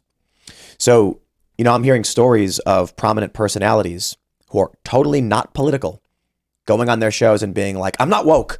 I'm not involved in any of that. I'm not like them, I swear. Because this machine narrative is becoming perceivably unpopular. People are starting to find that, if they're on the other side of things saying, hey, we don't want this stuff, they get more views, they get more traffic, they get more likes. And this shift is maybe partially due to Elon Musk buying Twitter. It could be a massive cultural tsunami that they could just not control. But their attempt at subverting this country and manipulating it it's ultimately failing. So I'm fairly optimistic in that regard. I look at your story, actually, the acquittal, and I do think their ultimate goal was just the news story. That's what they wanted, to manipulate the election. They got it. But now they can't control the aftermath. So it seems like it may be a Pyrrhic victory. They probably influenced the election and helped Whitmer get elected. It was shocking that we saw these people get reelected. Right. But then they can't control what happens next. And so now it feels like short term. Maybe as we move forward, things are going to start restabilizing. So my prediction right now, as it would seem, is the stuff we're all talking about with the FBI and these manipulations still happening, probably going to get worse. Yeah. But I think it'll have much, much less of an impact. The next time they do a plot like this, I think a lot of people are going to be like, do you believe this BS? I don't believe it anymore. Right. Yeah. That's ultimately the solution too. If enough people understand that it's a lie, no violence needs to happen. There doesn't need to be any force required because enough people understand the truth, And if they say, you know what, in my mind, the authority that you claimed you have doesn't exist in my mind anymore. Therefore, whatever you're telling me to do, I don't believe it. It's not legitimate to me. Yeah. January 6th, they really, really wanted to hammer that one, but I think it's not working. No, that's falling apart. I think even normies are questioning January 6th now. I think all of their narratives are falling apart, and I think they're very desperate. I really do think that this is sort of the end of the empire. And like you said, when an animal feels cornered, it lashes out kind of crazily. And an interesting thing about their case, that's the purpose of doing a documentary about it, to tell the stories. I learned so much more about it investigating it myself and doing the documentary, talking to these guys personally, than I did from any media story and even listening into the trial myself. There's so many things you don't know. And to tell that full story, I think a documentary can really reach everybody. And I think it takes something like that to show people that the FBI lies so much. They're not good people. And I think that for Americans, we've been raised with shows like Law and Order, CSI. Americans have this idea that like lawyers and FBI agents don't lie, or they did for the longest time, right? You watch Law and Order. I think actually they did it for SVU, for instance, did a very good job of showing how evil the law enforcement could be. That's true. That's true. But I think there's this sort of like, Americans think that if a grand jury returns an indictment, there must be something there, right? If a prosecutor says something, they must be telling the truth. They don't think that these lawyers or prosecutors, U.S. attorneys lie, that there's still this sort of, authority and prestige that comes with that. That's why they have such a high conviction rate. They have like a 99.8% conviction rate that guys like this, when they're being framed, are up against the world's most powerful government. Unlimited resources. Resources. I think a local outlet, Wood TV, I think they investigated how much money and your defense lawyers, the FBI, spent trying to frame you guys, and it was like $6 million. Wow. They had drones flying over these guys. They had planes flying at like 15,000 feet following Barry as he's like driving his truck as a long-haul trucker for almost an entire year before they start introducing him to his co-defendants. It's just amazing. And I think people really don't understand that. But I think seeing it, though, takes away that power that these people have. Because once you peel back the curtains and you see it for what it is, you understand that this is not legitimate law enforcement activity. There wasn't a crime in motion, and an informant just observed and reported back to law enforcement what was happening so they could stop it. This was the FBI manufacturing it, planning the whole thing, introducing people to each other that didn't know each other, staging the theatrical FTXs so they could film them. They built the shoot house. The FBI built that, not these guys. They said they were modeling it after her vacation cottage so they could train and practice taking out her security detail. Their informants are picked up on a wire suggesting that you take out her security detail. They were the ones that made suggestions of firing some rounds into governors' homes. They're the ones that suggested... Which they called that de-escalation. They called it a de-escalation tactic. Them suggesting these crimes is actually de-escalation somehow. They said that we should put tannerite in different governors' driveways, shoot it and blow it up to send a message and mail the governors the shell casings.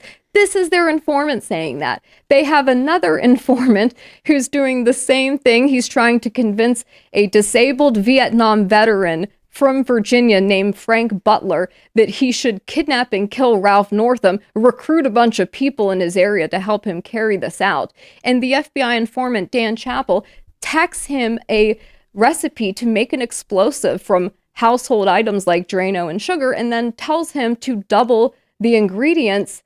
This is an elderly, disabled Vietnam veteran that the FBI is trying to coax into doing this stuff. It is just... It's malevolent amazing. evil. It's evil. It's wicked. Malevolent. There's the banality of evil and there's the malevolent evil. Yeah. They wanted it to be, by the way, like a multi-state terror plot. They wanted this happening to multiple governors' homes. But they're just really bad at what they do, to be honest. I mean, yeah. We talk about this story and they may have succeeded with the news reports, but man, they were really bad at it. If their end result was a multi-state thing, I'm looking at it all of a sudden, I'm hearing these stories and I'm just like, sending the wrong address? Right. I mean, come on, man.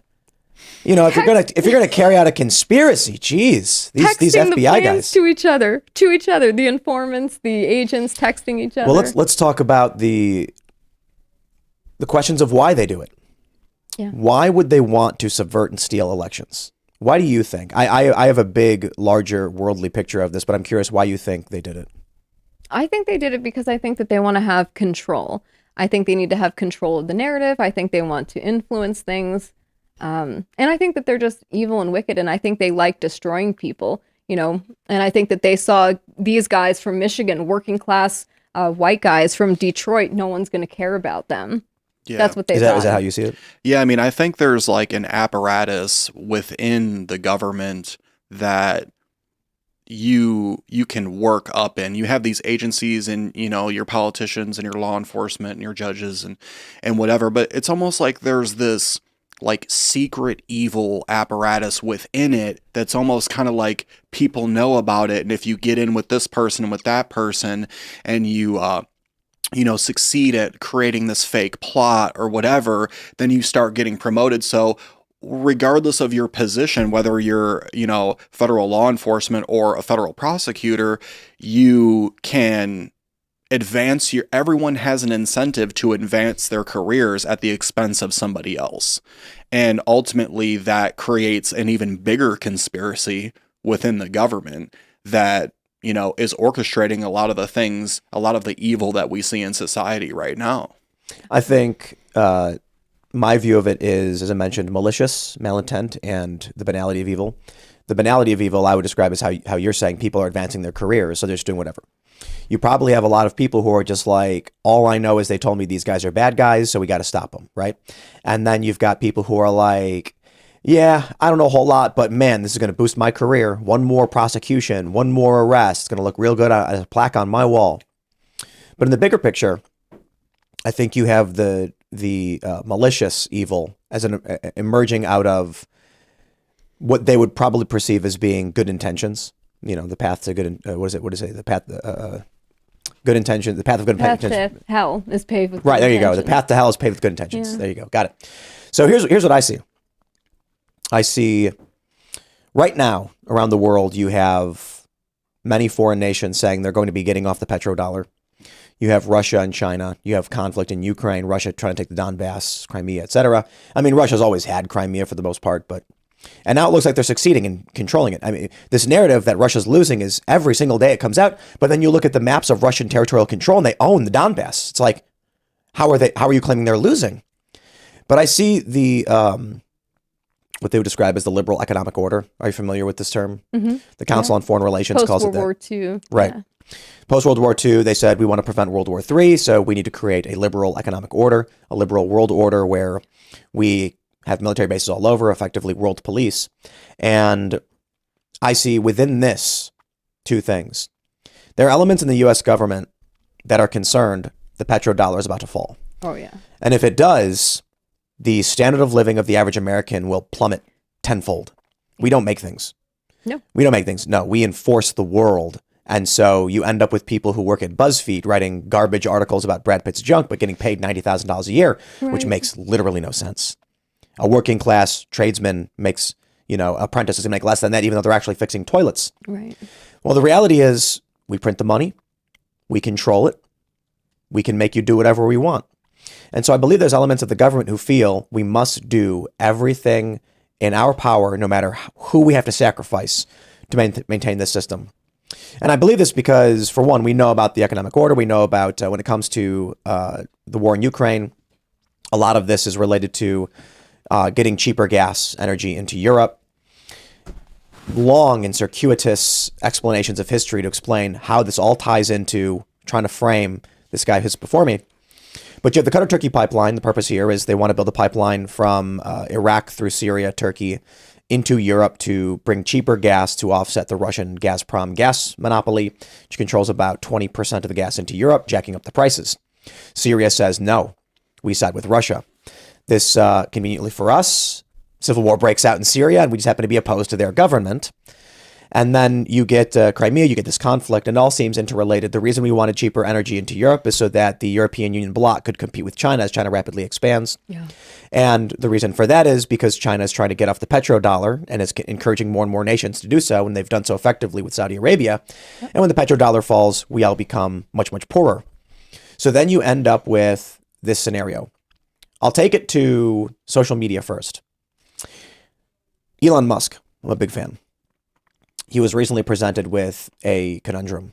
Turkey said, ban these people or we ban your social media website. And Elon said, well, that's not a choice at all. Take down 2 people or 1 million, lose access to this communication platform. What do you do? Yeah. Well, there's the utilitarian approach. The needs of the many outweigh the needs of the few. So Elon did the only thing he thought he could do. He didn't think he had a choice. I don't blame him for it. But it's the same mentality brought forth by all of those who engage in, ultimately, in the end, what we would describe as evil acts. Yeah. I'm not saying Elon's evil or what he did was evil. I'm saying it is a component that leads itself to how many grains of sand. Yeah. I'll bring it to Jack Conte of Patreon.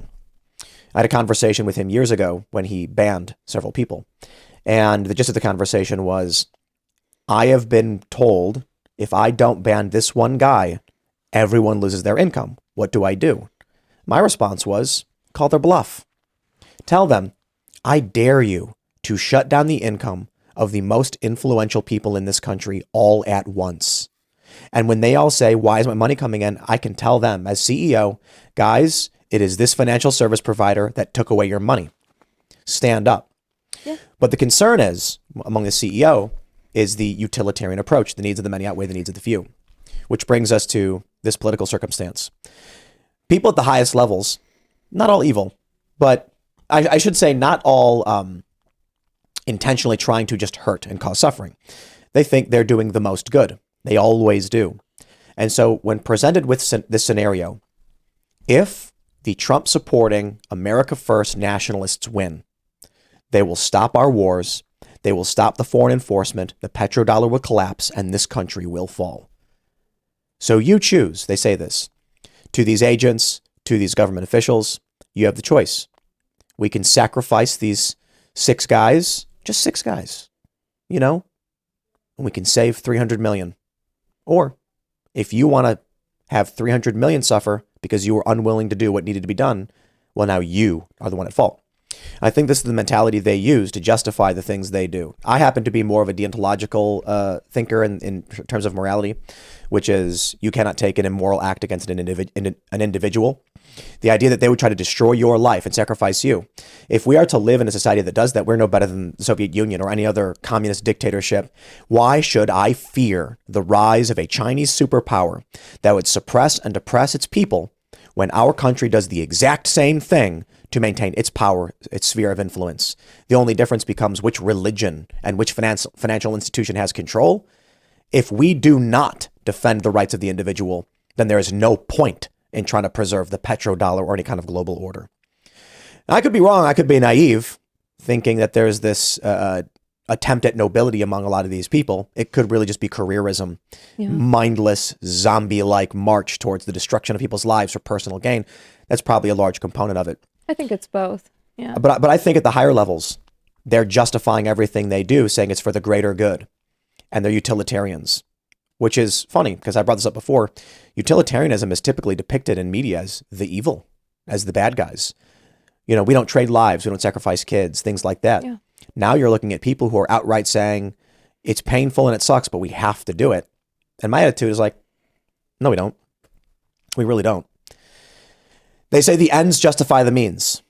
They're hoping that the ends will be a more prosperous country, you know, American supremacy, no world war, etc. The only problem is we never meet the end.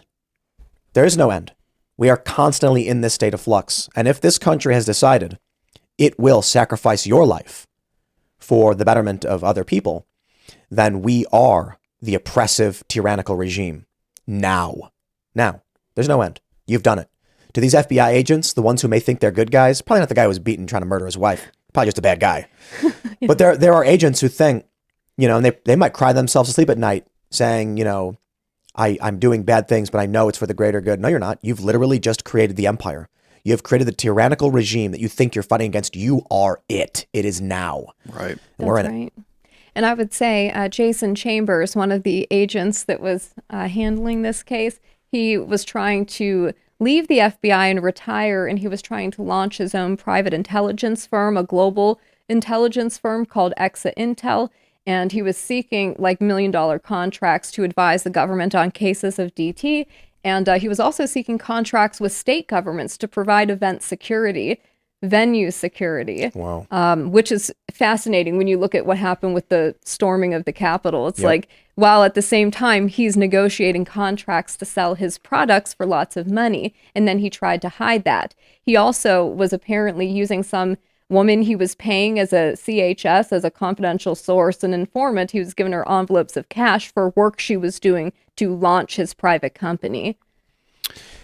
So I think that there's both, right? Yeah. I think definitely. some of them have their own reasons for doing things. It's like money. He Yeah. wanted to make a lot of money. Right. But I also think that some of these agents are young, they're naive, they don't know better. And I think that a lot of the younger agents are trained now to see people in this way. So a lot of the things from the global war on terror, it seems like they're moving that and shifting it to a domestic war on terror and taking all of those excesses, turning it inward now, because those wars are kind of over for the most part. Yeah. So now it's like, do we really want to see things like extraordinary rendition, enhanced interrogation? Like, we want to see that happening to Americans? You could argue it is at DC Gulag and things like that for the January Sixers. Yep. Yeah, and something with Jason Chambers as well. With Exa Intel, these people are they are filled with evil, because if you look at the symbolism of his company, you know how they say, like, certain corporations and stuff, they have these occult symbols that represent their company or whatever. And Jason Chambers' company Exa Intel had this, very weird pyramid with an eye in the center, and then had some Latin around it that essentially means like the devil knows, like the devil or the one who knows all. It was like a Latin Like the all-seeing eye. Right, exactly. Back of the dollar. Right, and it's like very evil, and it's like, wait a second, and this guy's trying to make millions of dollars, putting people in cages. Yeah, we talk a lot about AI, and I think we should all fear a world in which the individual is treated like a single cell in a multicellular organism. It's an interesting thought. We were talking about this, I think this was last week, and with AI, with the centralization of powers, imagine a world in which when you're born, you're told your job is going to be a warehouse administrator. You're 3 years old or whatever, and you can never do anything else, ever. The AI has deemed it so. The machine has deemed it so. And if you deviate, they come and they just remove you, like any cancer in the body. Individual cells that are crawling all over the place, little bacteria, whatever, are independent individuals, and they can live about their little bacteria lives. Within our bodies is, what do we have, like billions, trillions of cells or whatever, and they all have a specific function. If they deviate from that function, they get destroyed. You can understand why that makes it, why it's good for our bodies that we destroy cancerous cells that deviate and start doing who knows what, making weird ass crap. But think about what that means in the macro sense if a society starts treating people that way. Your job is to be this, that's it, it's all you can ever be, and if you deviate from it, we will destroy you. I think that's where we're going. Yeah. That's what AI will create. That's what our government is creating, whether they want to or not. That's certainly what's happening. And we're at the point now where you have your purpose, and if you deviate, we destroy you. Yeah. You get minimal freedoms outside of that. And, look, in the long run, they say you'll be happy and you'll own nothing. Yeah. You'll be happy and know nothing. And I think it's crazy how fast these technological advances are happening.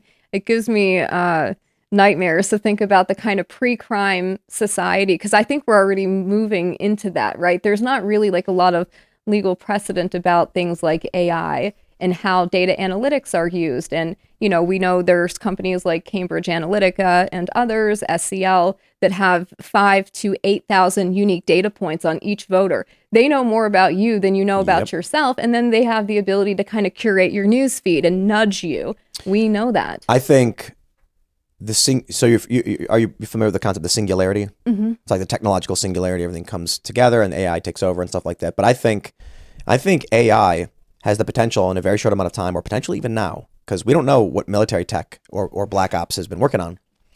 I think it can predict the past and the future. And when I say the past is, Norm Macdonald's had this really funny line where he was like, I was reading about history and the good guys won every war. What are the odds? It's brilliant. But when we look back at history, we can only take the word of the historians who wrote about it. I think with AI, we can accurately map out all of time. And I mean it. With the future, it's all, the further we move away from the present, it becomes more probabilistic in that 20% likelihood, 10% likelihood. But I think it'll get more and more certain in that, I was at the rock shop. They have this mall out here where they sell rocks. It's a really cool place. And there's like this piece of a rock. I don't remember what the rock was called. And I said, imagine there is a jigsaw puzzle on a table, and there's one piece missing from that puzzle. We as humans can look at the puzzle, see the hole, and then go, oh, and put it right in that spot. When we look at that rock, we see the rock. It's been carved from a mountain or something. We can't see the jigsaw puzzle. It's too big, but the AI can. The AI has access to all of our data, all of our scientific instruments. It knows exactly where that rock probably came from and where it fits in. And then it can probably calculate over time how everything moved, where that rock came from 1,000 years ago. It's all being calculated. So what I see with that, you mentioned pre-crime, people need to understand that we're already there. We are already at the point where, it was a few years ago we talked about this, Facebook knows when you poop. It's a funny way to explain it. People laugh when I say it, but they do. Facebook can tell, because of all the data they've tracked from all of you, from every single person, what you will do next. So we don't notice these things because, like I mentioned, we can't see the full jigsaw puzzle. But Facebook is tracking 1 billion people. Exactly. And what does it notice? An anomaly in the data. Every single human does this one weird thing 40 minutes before ordering lunch.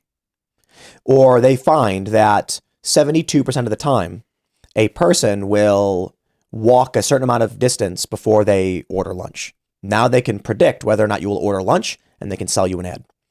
Now, you do something that's seemingly innocuous, like you go to the bathroom, right? Or no, let's say this. The simple way to explain it, you're sitting at your desk at work for an hour. Then you get up and you move 10 meters and go back to your desk. Instantly, the algorithm knows this correlates very heavily with an order for lunch. And it could be very simple because if someone's sitting at their desk and they get up, they're probably going to order lunch or talk to a friend and ask them what they want. That's obvious to us when explained, but there could be something seemingly so nonsensical, like a person who checks their phone has a 17% chance of then drinking a glass of water. And you're like, huh? How does that, like, where does that come in? But the AI can see the whole picture. And if they can tell when you're going to go to the bathroom, they can tell when you're going to commit a crime. Yeah. That's where we're headed. And then they can nudge you into doing it, or they can try. They can then, if they know what behaviors correlate with other behaviors, they can start nudging you.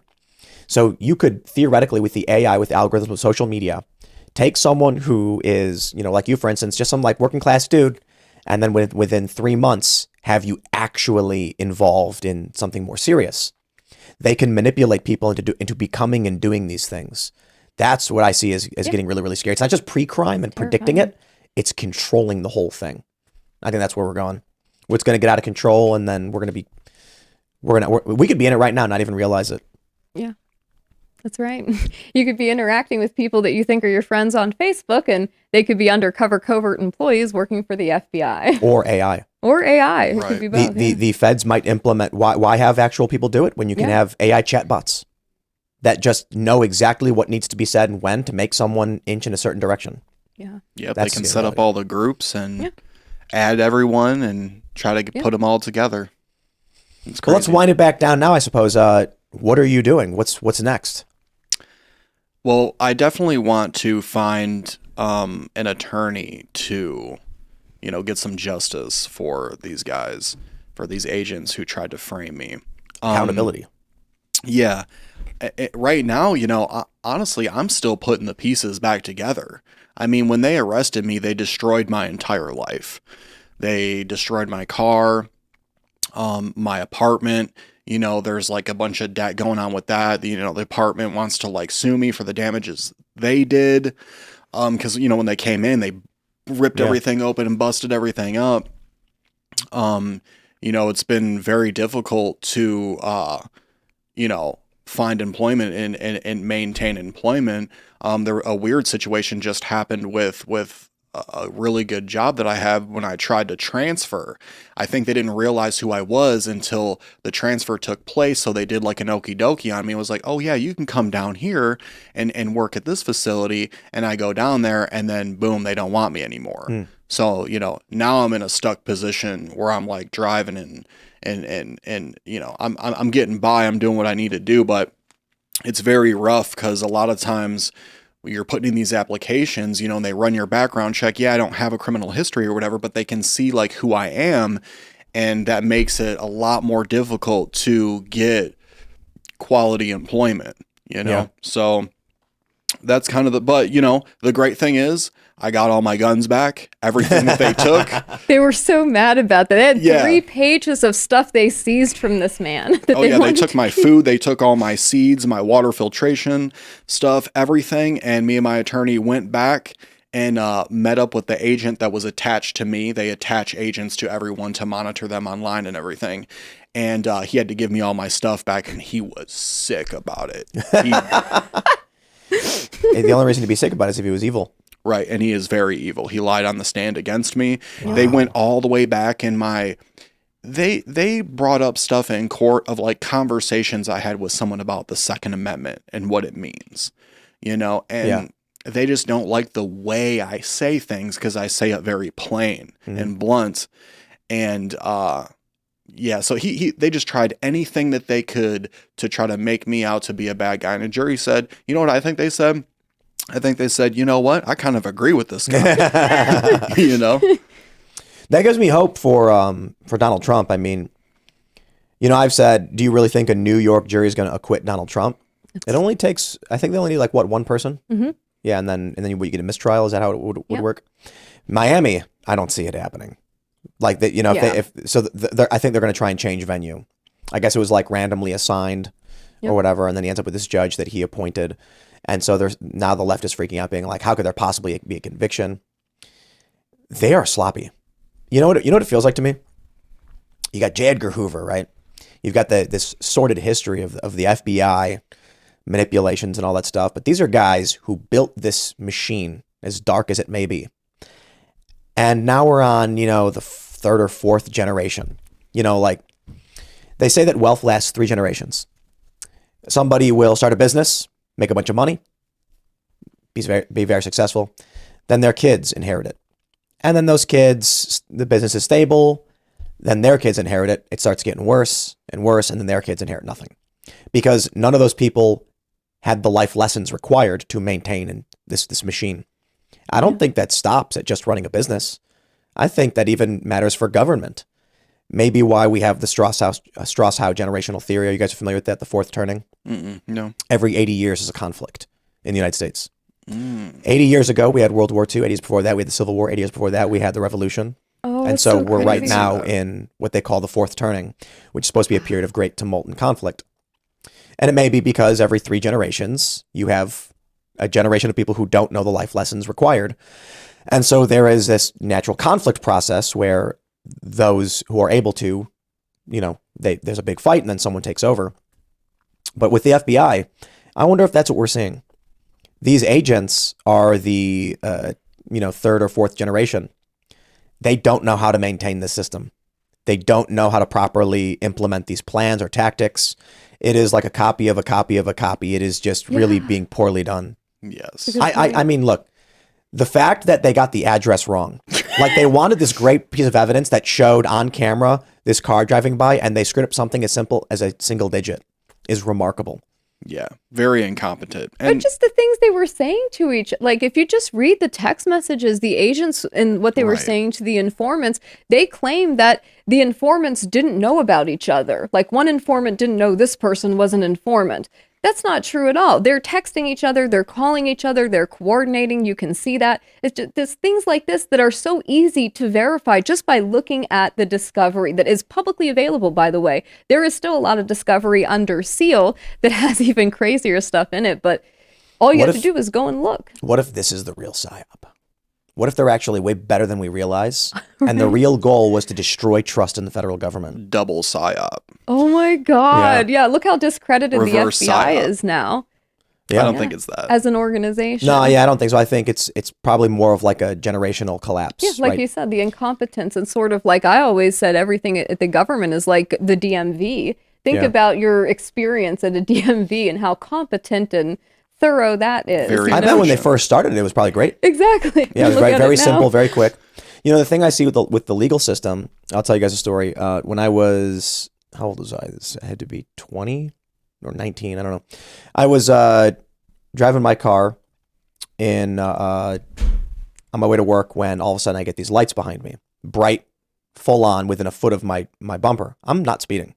And so I'm like, this guy's tailgating, he's going to hit me. So I hit my signal, give it a little gas to get some distance, and then start getting out of the left lane. Car follows. Lights turn on. Cop. And I'm like, okay. Pulls me over. And then I said, is there a problem? And he goes, you're speeding. And I was like, no, I wasn't. And he goes, yeah, you did. I was behind you. And then all of a sudden you started picking up speed. And I was like, well, you almost hit me and I'm trying to move out of your way. And he goes, shouldn't speed in front of a cop. And he throws me a ticket. Oh my God. Right. So one day I'm driving down Lakeshore Drive in Chicago. This is several months later. I paid the ticket. I was like, whatever, I don't have time for this. This is stupid. It's $35 or something. Driving down Lakeshore Drive in Chicago, and it's 45 miles an hour speed limit. I am exiting at Belmont Avenue, so I am slowing down. As I'm exiting, I get pulled over. And the cop walks up and, dome light on, engine off, keys on the dash, everything's off, hands on the wheel. My dad's a firefighter. I was given the talk when I was a kid about how you're supposed to properly act. And the cop walks up and I said, howdy, officer, is there a problem? And he's like, yes, sir, you were speeding. And I said, no, officer, I wasn't. And he goes, yeah, you were. I clocked you going 65 in a 45. And I was like, I'm exiting at Belmont. I have to slow down. How was I speeding? And he goes, tell it to a judge. And then he writes it up. He took my license and insurance and he hands me things, sign it. And I said, but I wasn't speeding. And he says, this is not acknowledgement of guilt. It's acknowledgement of receipt. Sign it or you're under arrest. And I was like, okay. So I sign it. And then I was like, I don't understand though. I wasn't speeding. He said, tell it to a judge. Hands me the ticket and he leaves. So I'm like, they take your license when you do this. And now your ticket becomes your license or whatever. So what ends up happening is a month or so later, so they give like 3 months to respond. My sister, she lives in Colorado Springs on Fort Carson. Her husband was overseas. She's a little distraught about it. Her husband's in conflict. And so I was like, I'll come visit and we'll hang out. While I'm there, I'm like, I never paid this ticket and I can't go to court over it because I'm in Colorado and it's $50. Like, I don't have time to deal with this. And so my sister, being very nice, said, I'll just pay it for you. And I was like, okay, cool. That's an admission of guilt. 2 moving violations under the age of 21, they suspend your license. I did not know that. I didn't do anything wrong. But what's reasonable? Taking time off work and life to go to court because a cop lied about you? So when I returned back to Chicago, I'm in the suburbs. I'm in Glen Ellen, and I see lights behind me. Headlights tailgating once again. I had just gotten back. Literally, I had literally just entered the state. I had not yet gotten home or where I was going.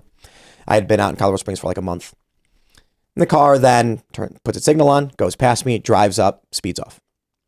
As I'm coming up over this hill, I see it was a police car and it's in the left turn lane. And I thought to myself, he's far down the road. I can just turn right, get off the road, get out of my car, turn the lights off, walk away right now, and not play any stupid games because I do not trust these people. And I'm like, I'm paranoid. So I just keep going. As soon as I pass him, he turns around, flicks the lights on, pulls me over. It's an illegal stop. He walks up to the car and he goes, Timothy Poole? And I go, yes. And he goes, you're under arrest, driving on a suspended license out of the vehicle. And I was like, what? And so I get out. He wasn't legally allowed to stop me. He ran my plates because the car came back as owned by me, who had a suspended license. He pulled me over, which is an illegal stop. And he said, we're going to I-bond you. Can someone come pick you up? And I was like, what's my license suspended for? And he goes, don't care. So my mom came and picked me up. I was like 19 or whatever. What ends up happening is I go to court and they have me meet with the prosecutor. And he says, how are you going to deal with this? And I told him, I was like, well, I don't think I did anything wrong. And he goes, well, you've been accused of driving on a suspended license. And I was like, yeah, but I was out of state. I'd just gotten back. Like, I didn't get any notification. I was visiting my sister. Her husband's in Iraq right now. And she called me and he goes, so you've just admitted guilt to the prosecution. We can take your guilty plea now as you've admitted it. And I was like, huh? And he goes, I'll tell you what, you plead guilty, $150 fine. And we what did he say? Court supervision and you're done. Otherwise, it's 1 year in jail and a $2,500 fine. And I was like, okay. So then I walk up to the judge, like next up, Mr. Poole and the prosecutor standing off the side. And he said, my understanding is that you're pleading guilty. And I was like, yes, Your Honor. And he says, okay. And then he does that thing where he goes, have you in any way been coerced or otherwise, made to give us this plea today? And I said, yes, Your Honor. And he goes, excuse me? And I was like, I'm sorry. And he goes, someone coerced you into pleading guilty? And I said, yes, Your Honor. And he goes, who? That man over there, sir. I was like, what?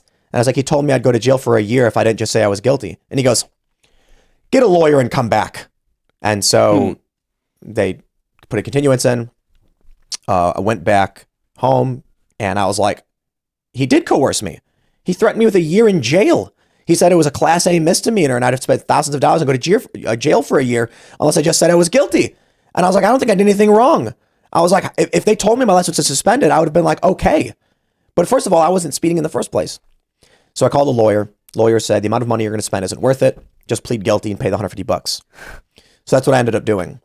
And how is it that we have a legal system that functions this way? I am just some dude who was working for an airline. I did not speed in those two circumstances. Those cops lied. But I did not have the finance, the legal capabilities to defend myself against these police officers who are lying. So the only thing I could do was just pay the fine. And then they suspend my license for it. And I didn't drive for like 2 years after that. And then they threatened me with a year in jail because I came back. And as soon as I paid the ticket, they suspended my license. And I had no idea. I would have just not paid the ticket. I would have just put not guilty. I'll see you in court. But they don't tell you these things. And then the judge basically allows this stuff to happen. That's right. I see this whole legal system as being completely callous, psychotic, and broken. Illegitimate, Yes, broken, absolutely. 100%. At their trial, Judge Yonker, he did a bogus hearsay rule where he basically said everything that they said that was exculpatory, that was picked up, we couldn't show it to the jury. They weren't allowed to hear about the misconduct of the 3 lead handling agents in their case. There was a lot of stuff they just wouldn't let the defense bring in. I mean, the judge mocked your lawyers and said like, Wow. oh, quit wasting people's time with this crap line of questioning. He never did that to the prosecutors. Yeah, he put a time limit on the defense as well. In the second trial, Yep. he said, "Oh, okay, prosecution. There's 2 key witnesses about to come up." He tells the defense, "You guys only have 25 minutes to cross-examine this witness, but the prosecution can go as long as they want." Wow. You know, and it's like it's set up. Once the first trial happened and we won, 2 people were acquitted. They said, Mistrial on the other 2. yeah, and the mistrial on the other 2. So they have the second trial. They're like, yo, we really got to this can't Yep. happen again. We Yeah. really got to set this up. We got to get the right jury. We messed up on the jury before that. You know, we got to get the right jury. We got to, stack the deck against these guys because these guys are making us look bad. Yeah, that's exactly right. And they were able to do that. There was an issue with one of the jurors where he allegedly said as soon as he received the jury summons, he told people at work, oh, I hope I get on the jury for the Whitmer kidnapping case so I can HANG those guys. Wow. So that And was that's- reported. Their defense lawyers reported that. There was a he little removed? meeting of no. So the- I go talked to my attorney, Mike Hills, about that. And because what happened is they found out that juror said that. And then what happened is the judge took him back into his chambers with no other attorneys, Wow. just him and that guy. And then no recording, and walked out and said, yeah, he said he didn't say it. So, yeah, we're good. And my attorney's, I'm like, that doesn't seem right. My attorney's like, I've never seen that happen where a judge takes a juror back into his chambers alone and doesn't record anything at all and then bring him back out like everything's fine. He said, usually we all go in there, the prosecution, the attorney, with the judge and the juror, and talk and record about what's going on. But there's obviously doing secretive stuff. I don't think people realize where we're at in this country. No. I had a legal issue, and I was talking to a lawyer about a copyright lawsuit. And he said, do you want to win? Pick your jurisdiction. If you take this to an urban liberal district, you'll lose. You take it to a conservative district, you'll win. And I'm just like, well, that's insane. Yeah. it How can shouldn't that be? like that. Well, because this country is so hyper polarized that, first of all, based on who I am, they're going to just immediately say, screw you, we'll destroy you. So it's not a jury of your peers anymore. Yep. The way Stephen Marsh describes it, and he's very much on the liberal side. He said there's a multicultural democracy emerging within a constitutional republic, and they both can't occupy the same space. He said that he aligns with the multicultural democracy. My response was, so you're seeking to supplant our constitutional republic, which is the foundation of this nation. That's where we're at. So if you are in DC, if you're in an urban liberal district, you are looking at people who are not your peers. You are looking at people who live in an entirely different world with a different moral framework who want to destroy you. And I'm honestly surprised they acquitted you. Yeah. It's surprising, but I guess they did such a bad job of trying to frame you that the jurors had no choice. Yeah, even with the way they controlled that courtroom and prevented the jury from seeing so much evidence, what they saw was enough for them to be like, no, I don't think I'm going to convict any of these guys, not even Adam and Barry. Then they had the mistrial and the retrial, and that was even worse. And even what was it more in the retrial? More evidence was restricted or something like that? Yeah, even more was restricted. That's right. They basically control everything. Moreover, every single person who wanted to testify for these guys as defense witnesses. So some of these field training exercises had as many as 30 or 40 guys there. Wow. Families. They had, barbecues, swimming. The informants are providing alcohol and marijuana for everybody. So you had lots of people that attended these FTXs that saw everything that was going on, but weren't charged or anything. They wanted to testify and tell their story. Every single person was threatened by the prosecutors on the stand. The media saw it. Nobody did anything. And how they did that was they didn't have the jury watch this occur. Right. What they did was the judge was essentially like, oh, okay, so the defense has like 15 people that might want to testify on their behalf. Okay, we'll send the jury back in the jury room. All right, bring this person out. Okay, blah, blah, blah. Then they talk. And then, the judge goes, prosecution, what do you want to do? It's like, well, this person's facing 15 counts of providing material support for terrorism, terrorist threats, and all of this stuff. And it's like just a woman who was there with her husband and their child. They were accusing the woman of... Yeah, like if she testifies, we're going to charge her with that. Wow. Right. We could charge her. So essentially they coerced and threatened every single person who was trying to testify on behalf of the defense. We just need to weed out cowardice in our culture. We need to teach bravery. Yeah. I was explaining this on IRL. Cowardice is simply when faced with your fears and a necessity to act, you refuse. And bravery is when faced with your fears and a necessity to act, you act. So a lot of people get offended at being called cowards. And I say, that's on you. If you are faced with true adversity, but you must act for the betterment of the world, and you refuse, if you're facing your fears and you refuse, that is what cowardice is. Now, if you take offense to that, I don't care. I did not make you a coward, you did. Right. If you are brave and I don't care how you feel, you choose. And there are people who are faced with these circumstances where they say, I'm not going to plead guilty to this. And there's a guy, I think his name is John Strand. Are you familiar? Yeah, the January 6th guy. Yeah, he was providing security to Simone Gold, I believe, the doctor. Yep. And they accuse him of all these insane things, and he refuses a deal. But the people who took deals, they get a slap on the wrist. The people who don't, they get made examples of. So he's going to jail for several years. But that's bravery. He knows the problem is the cowards destroy the fabric. The cowards allow the evil to persist. Yeah. There's the famous quote. The way I phrase it is, it's not that evil exists that's the problem. The problem is that good people do nothing. Yeah. And the actual quote is, all that is required for evil to succeed is that good men do nothing. And this is what I see. If we had a culture of people who are steadfast and honorable, the feds would have gone to these guys and said, plead guilty. And they would have said, no. And they would have said, we will lock you up for the rest of your life. And they could laugh and say, good luck. Because that's what I do. If they came to me and say, we want you to testify this way, I'll be like, I'll do the opposite. Whatever you try to force me to do, I will do the opposite. So you can stop wasting your time. You can carry on and go bother somebody else, but it ain't coming from me. Too many people, however, are just like, I will do anything you say. Yeah. I don't know what they see in life. Like, I don't understand what the purpose of being here is if you are someone who would just drop to your knees at a moment's notice.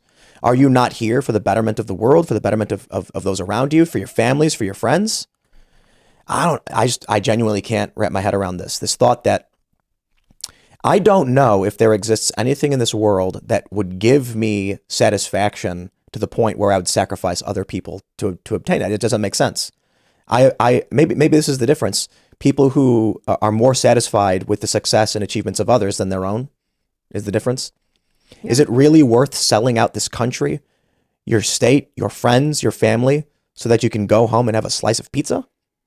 I don't know. Yeah, that's one thing that amazed me about, people like Ty Garbin and Caleb Franks is that, we're training and we're doing this stuff and these guys are pretty good.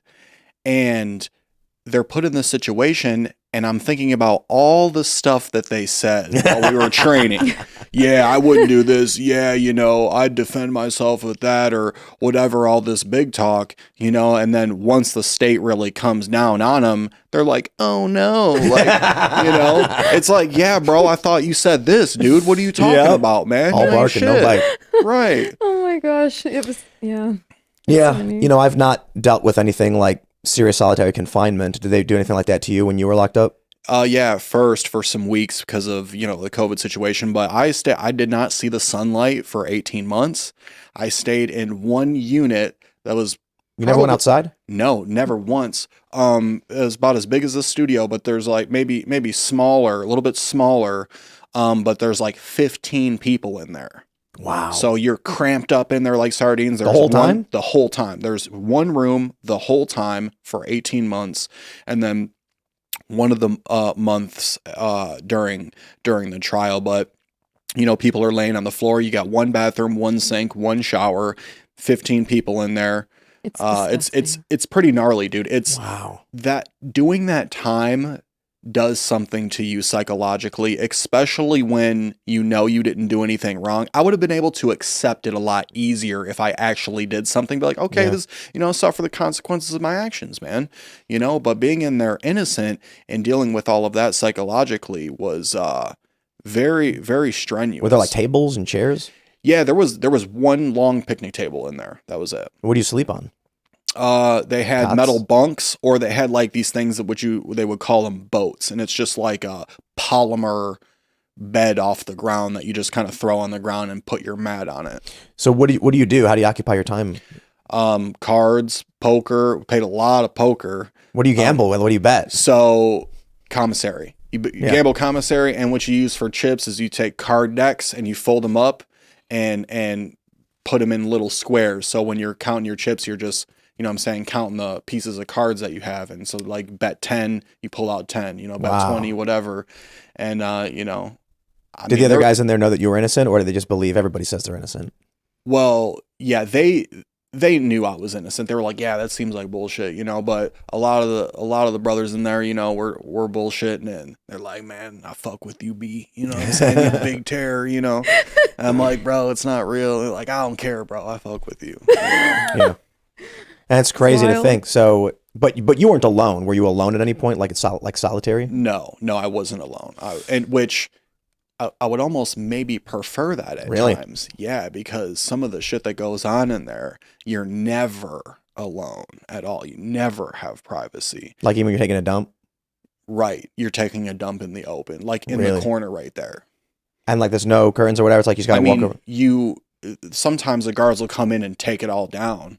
You know what I'm saying? But we have to someone's got to sacrifice their sheet, or we got to put two sheets together and take some soap and get it wet, crush it up, and then stick the sheet up against the wall to make a little curtain, take a pen, wrap it around there, a pencil or something, and hang it off the shower. You got to figure it out. Wow.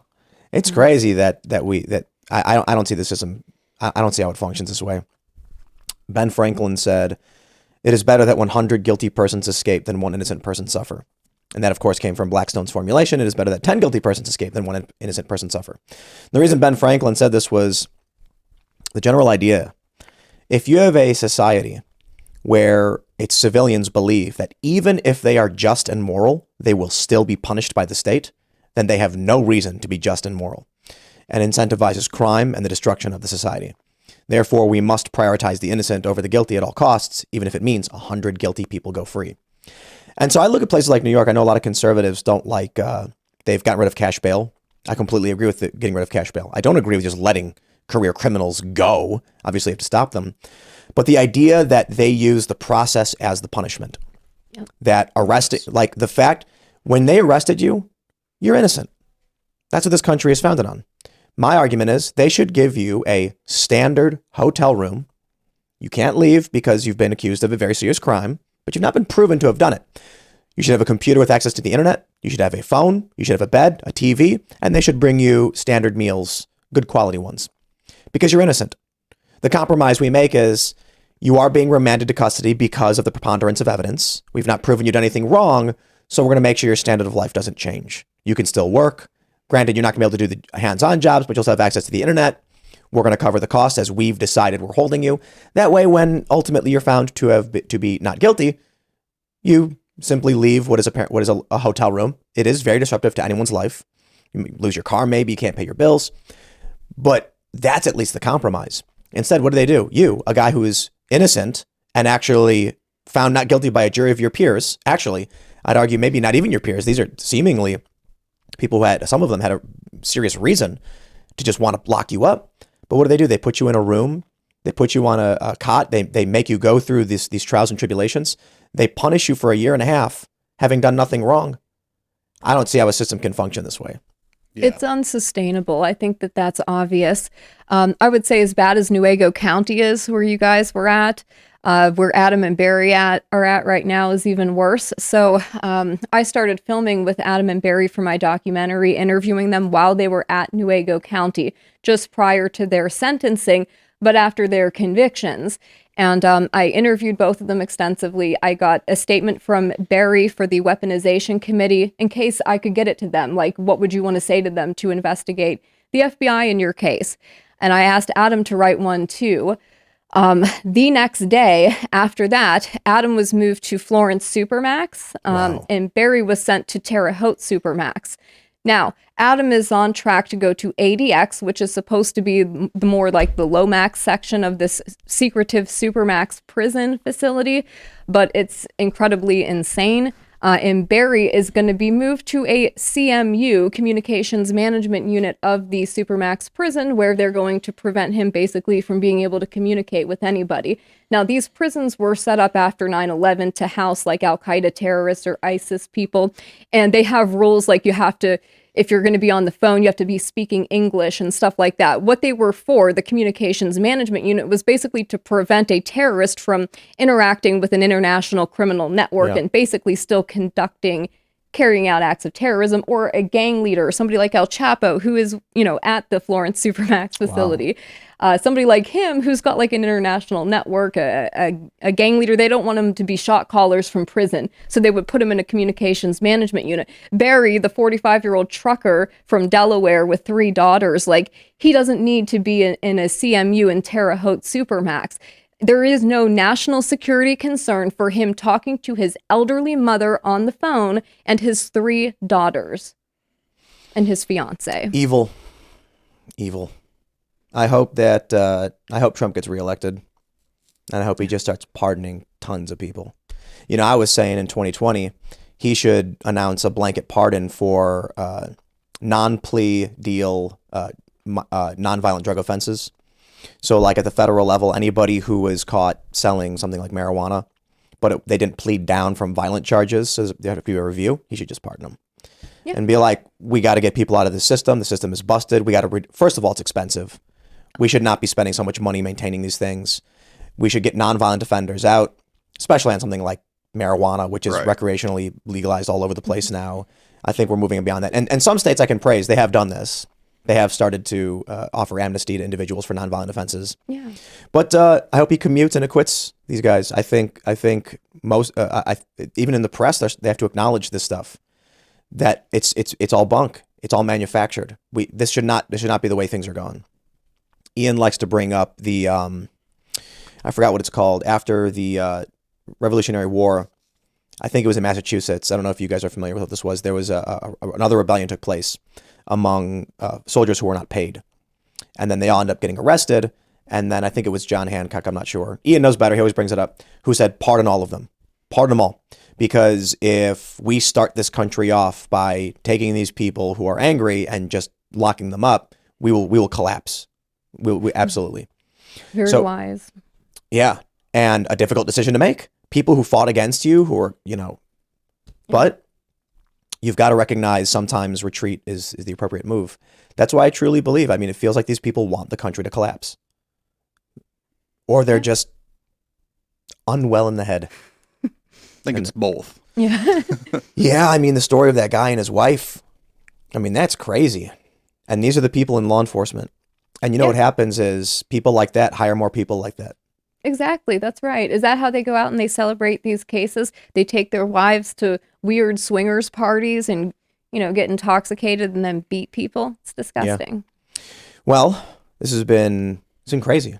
I'm glad at least you were able to stand up and you were found not guilty and you're here free. But I know there's others who are still locked up unjustly, and I have concerns that they still do things like this. But Right. Is there any final thoughts you wanted to have before we wrap up? Yeah, I would also say there are still unindicted co-conspirators. So there are still people today that I've been trying to interview for my documentary and talk to that are terrified to talk to me because they still believe that they could be charged at some point or something, because the government will come in, they'll raid your home, they'll seize all of your electronics, and then they do not have to charge you with anything. Yeah. They can keep your property. And so you have a lot of people that are unindicted co-conspirators. If they did something, charge them or just drop it. Let it go. This is ridiculous. So I feel very bad for them. And a lot of people have had their lives ruined by this, not just the guys who went to prison, but their family members. These are all families being destroyed. Barry has 3 little girls that don't have their father now anymore. Like, they are destroying families. People who are completely innocent. All of these men were innocent as well, but even more innocent than that, children. And that's very sad. Yeah, any final thoughts or anything? Yeah, I mean, situations like this, a lot of times what the state wants to do is they want to polarize certain groups of people and put the fear in them, right? They want to put the fear in you so you never speak out against them, or else if you do, this is what will happen. And, my philosophy about it is, even though stuff like this is going on and we see a lot of crazy shit going on in society, you still need to remain vigilant, stay connected with people you love, get some storageable food, start gaining knowledge on how to take care of yourself and take care of your family and not be dependent on somebody else for your own life and your own sustenance, and train and learn how to defend yourself. It's your human right to know how to defend yourself. Don't give away that responsibility to somebody else. Take action and learn how to do it yourself. And gaining this type of knowledge will empower yourself to make it to where, if everyone does this type of stuff, they can't do that to us anymore. They can't just come get us anymore, because we're a solid unit. And that's just my advice that I have is believe in something, believe in truth, believe in morality, and be willing to have the courage to stand up even when you're scared. Anything you guys want to shout out? Yes, of course. I'd like to shout out the documentary, Kidnap and Kill, an FBI Terror Plot, that will tell this story when it's finished. You can watch the trailer for that on the website. It is the letter K and kfilm.com. I didn't want to buy the domain name kidnappingkill.com, so it's just kfilm.com. Right on. Do you have any social media? Yeah, and if you want to check me out on Twitter, it's Brandon_Caserta, and check me out on TikTok as well, which is kinetic_truth. And if you want to hit up my GiveSendGo and help me out, that's also givesendgo.com/kinetictruth. And you can add me on Facebook as well. That's just my first and last name, Brandon Caserta. But I'm doing a lot of stuff on TikTok, and I'm doing a lot of stuff on Instagram as well. So go ahead and follow me there. Right on. This has been a blast. Thank you guys so much for coming and telling us about what was going on and where you're all at. We really do appreciate it. I hope things work out. I'm looking forward to the documentary. I hope these other guys that are still awaiting, how many are still awaiting trial? Is it? There's a few, I think just 3 now, Eric Molitor and the Null brothers that are facing trial this summer in Antrim County. So people can pray for them. I think that would be nice. Absolutely. Well, thank you all so much for hanging out. And for all of you who are members, thanks for supporting. Become a member at timcast.com to support our work directly. Go to castbrew.com, buy our coffee, support our work, and we'll see y'all next time.